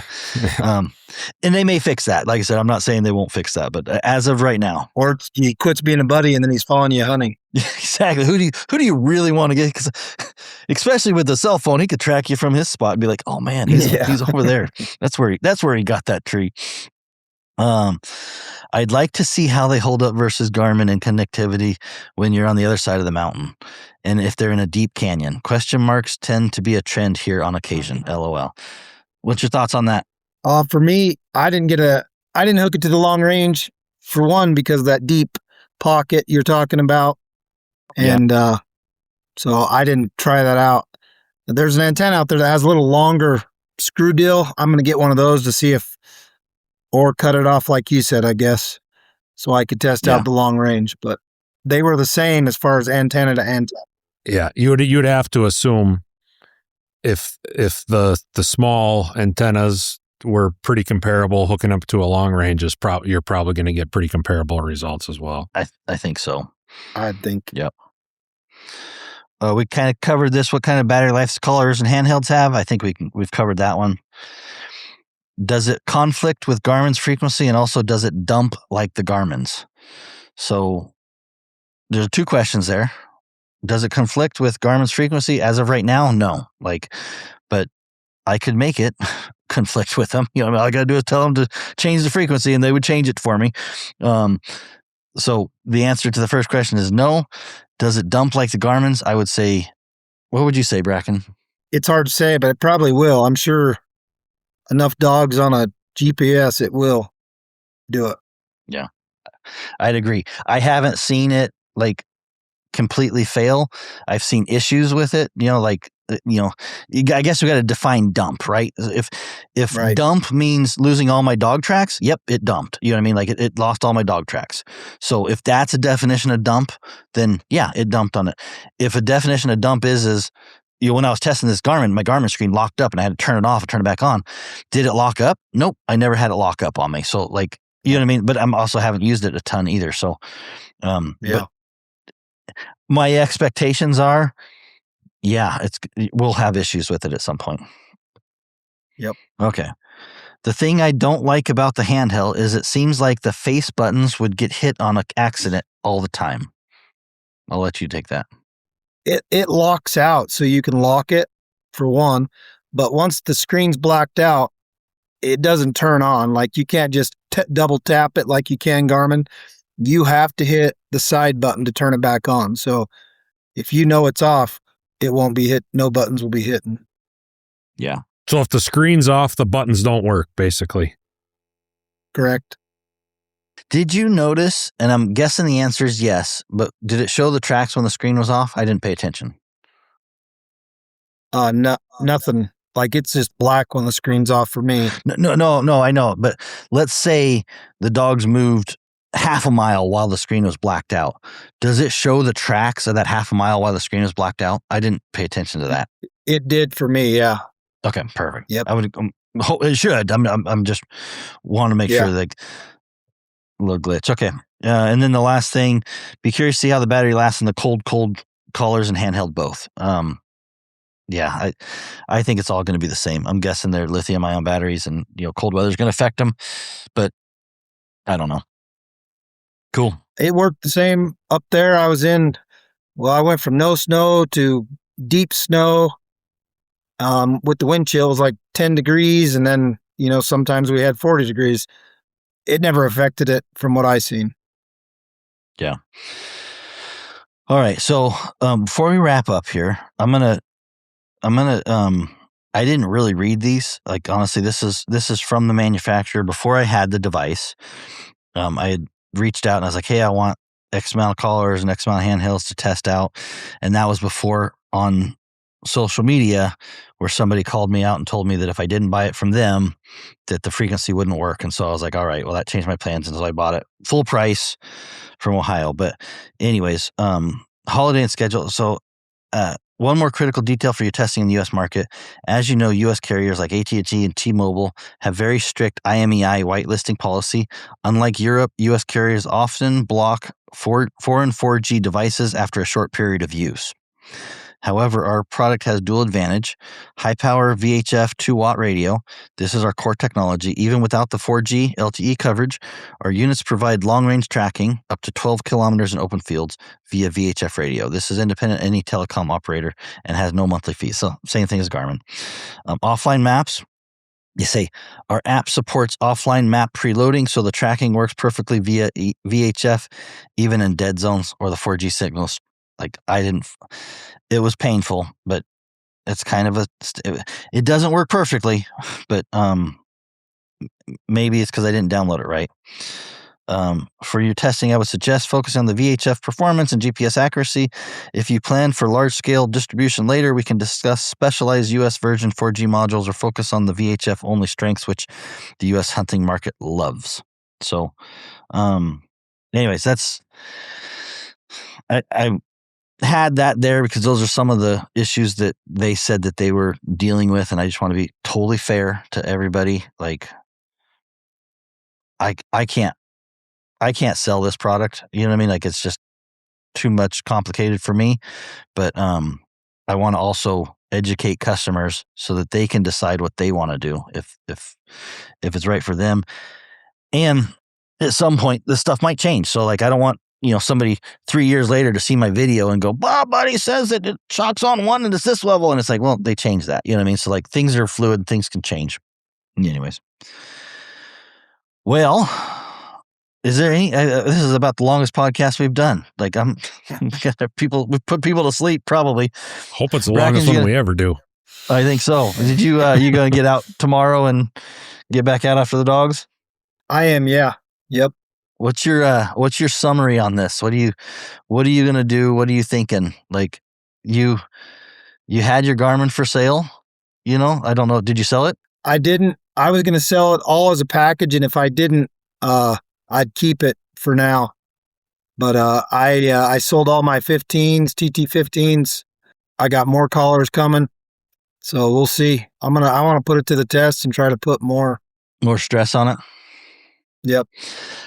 Your prices, I'll give you a little sales pitch, man. Like, your prices on your Garmin were close enough, Brackens, that I was like, I could buy those and sell them pretty easy. You know what I mean? Like, so your prices was fair. It was, I think I think my numbers would have been like, I think you're asking 3 or something. And I was like, man, if you're at 27, I'd take that deal, and there's an Alpha 10 in there, and there's some things that I don't want. The minis. The minis are a problem. I hate minis because they've been just problem after problems for me. So I don't want to buy mini collars, but I was like, I'll take them as a package deal.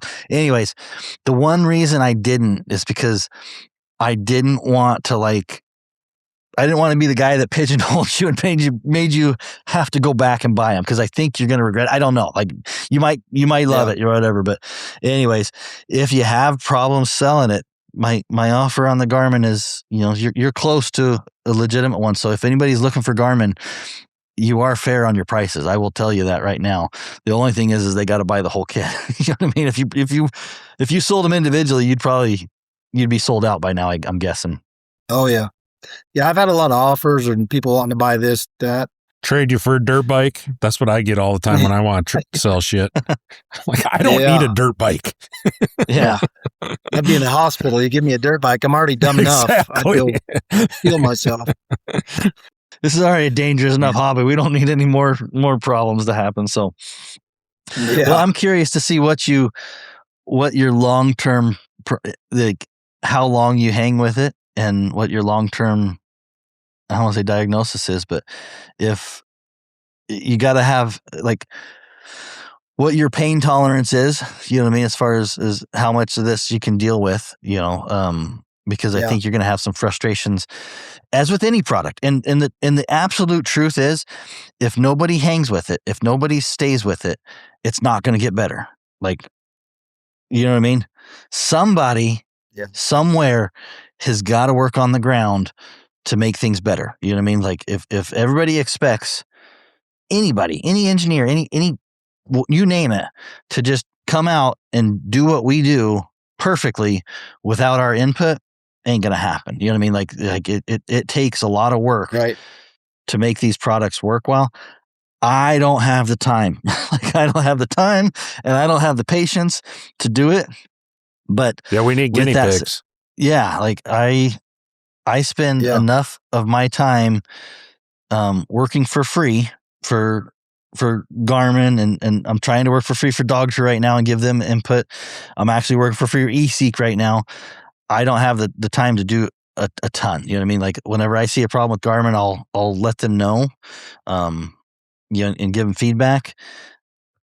I don't have the time to try to build a product up from the ground up. So for me, it's like, man, it's not for me, but I do appreciate, I do understand that there's got to be those guys that go into the trenches, and misery comes out of this with a better product.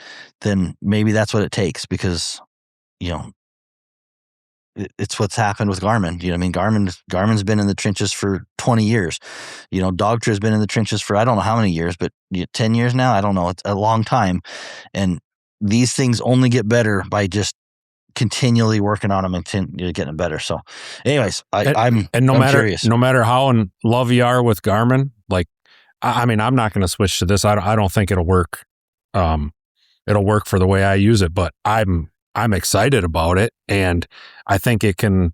I hope it does get better, and I hope it does, kind of give Garmin a run for their money, because competition is better for everybody and everything. Other than the company that has a monopoly on it, which Garmin kind of does right now. There's you got the eSEEK and the Dogtra now maybe that are making some improvements, but I mean, I think it's better for everybody. So I think some people see me, like eSEEK probably thought, well, I just want it to fail, with that comment or whatever. And that's not true. Like I want it to be better, because it's going to be better for everybody. When you have options, it's better for everybody.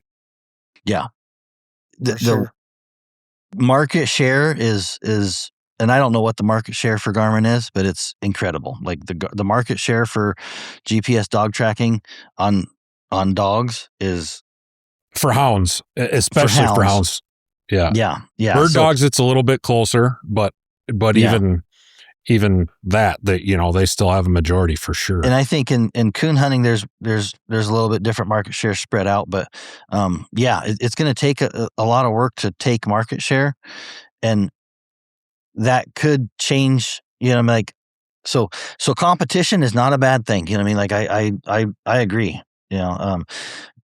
For me, gosh, I also don't want to put something in somebody else's hands that is not ready. You know what I mean? So I want to be really honest with people that if you want to try this thing, great, try it. Like get it working, work through the issues or whatever. And if you have a communication with the company to get feedback and watch that change, more power to you. Like I have dealt with that for years and years and years with companies. Almost sometimes to the point I'm jaded. I'm like, dude, I don't even know why. You mentioned the bark detection on the 25s. You know what I mean? Like I'm so jaded on that topic because I know I can't fix it, and I know I can't convince Garmin to fix that. Like that issue is I don't even want to talk about it no more. It's like, dude, there's nothing I can say. There's nothing I can do. That issue is dead. My answer is always, at this point, I'd be like, Garmin, take it out. Like, just don't even advertise it. Like, don't offer that because they can't make it right.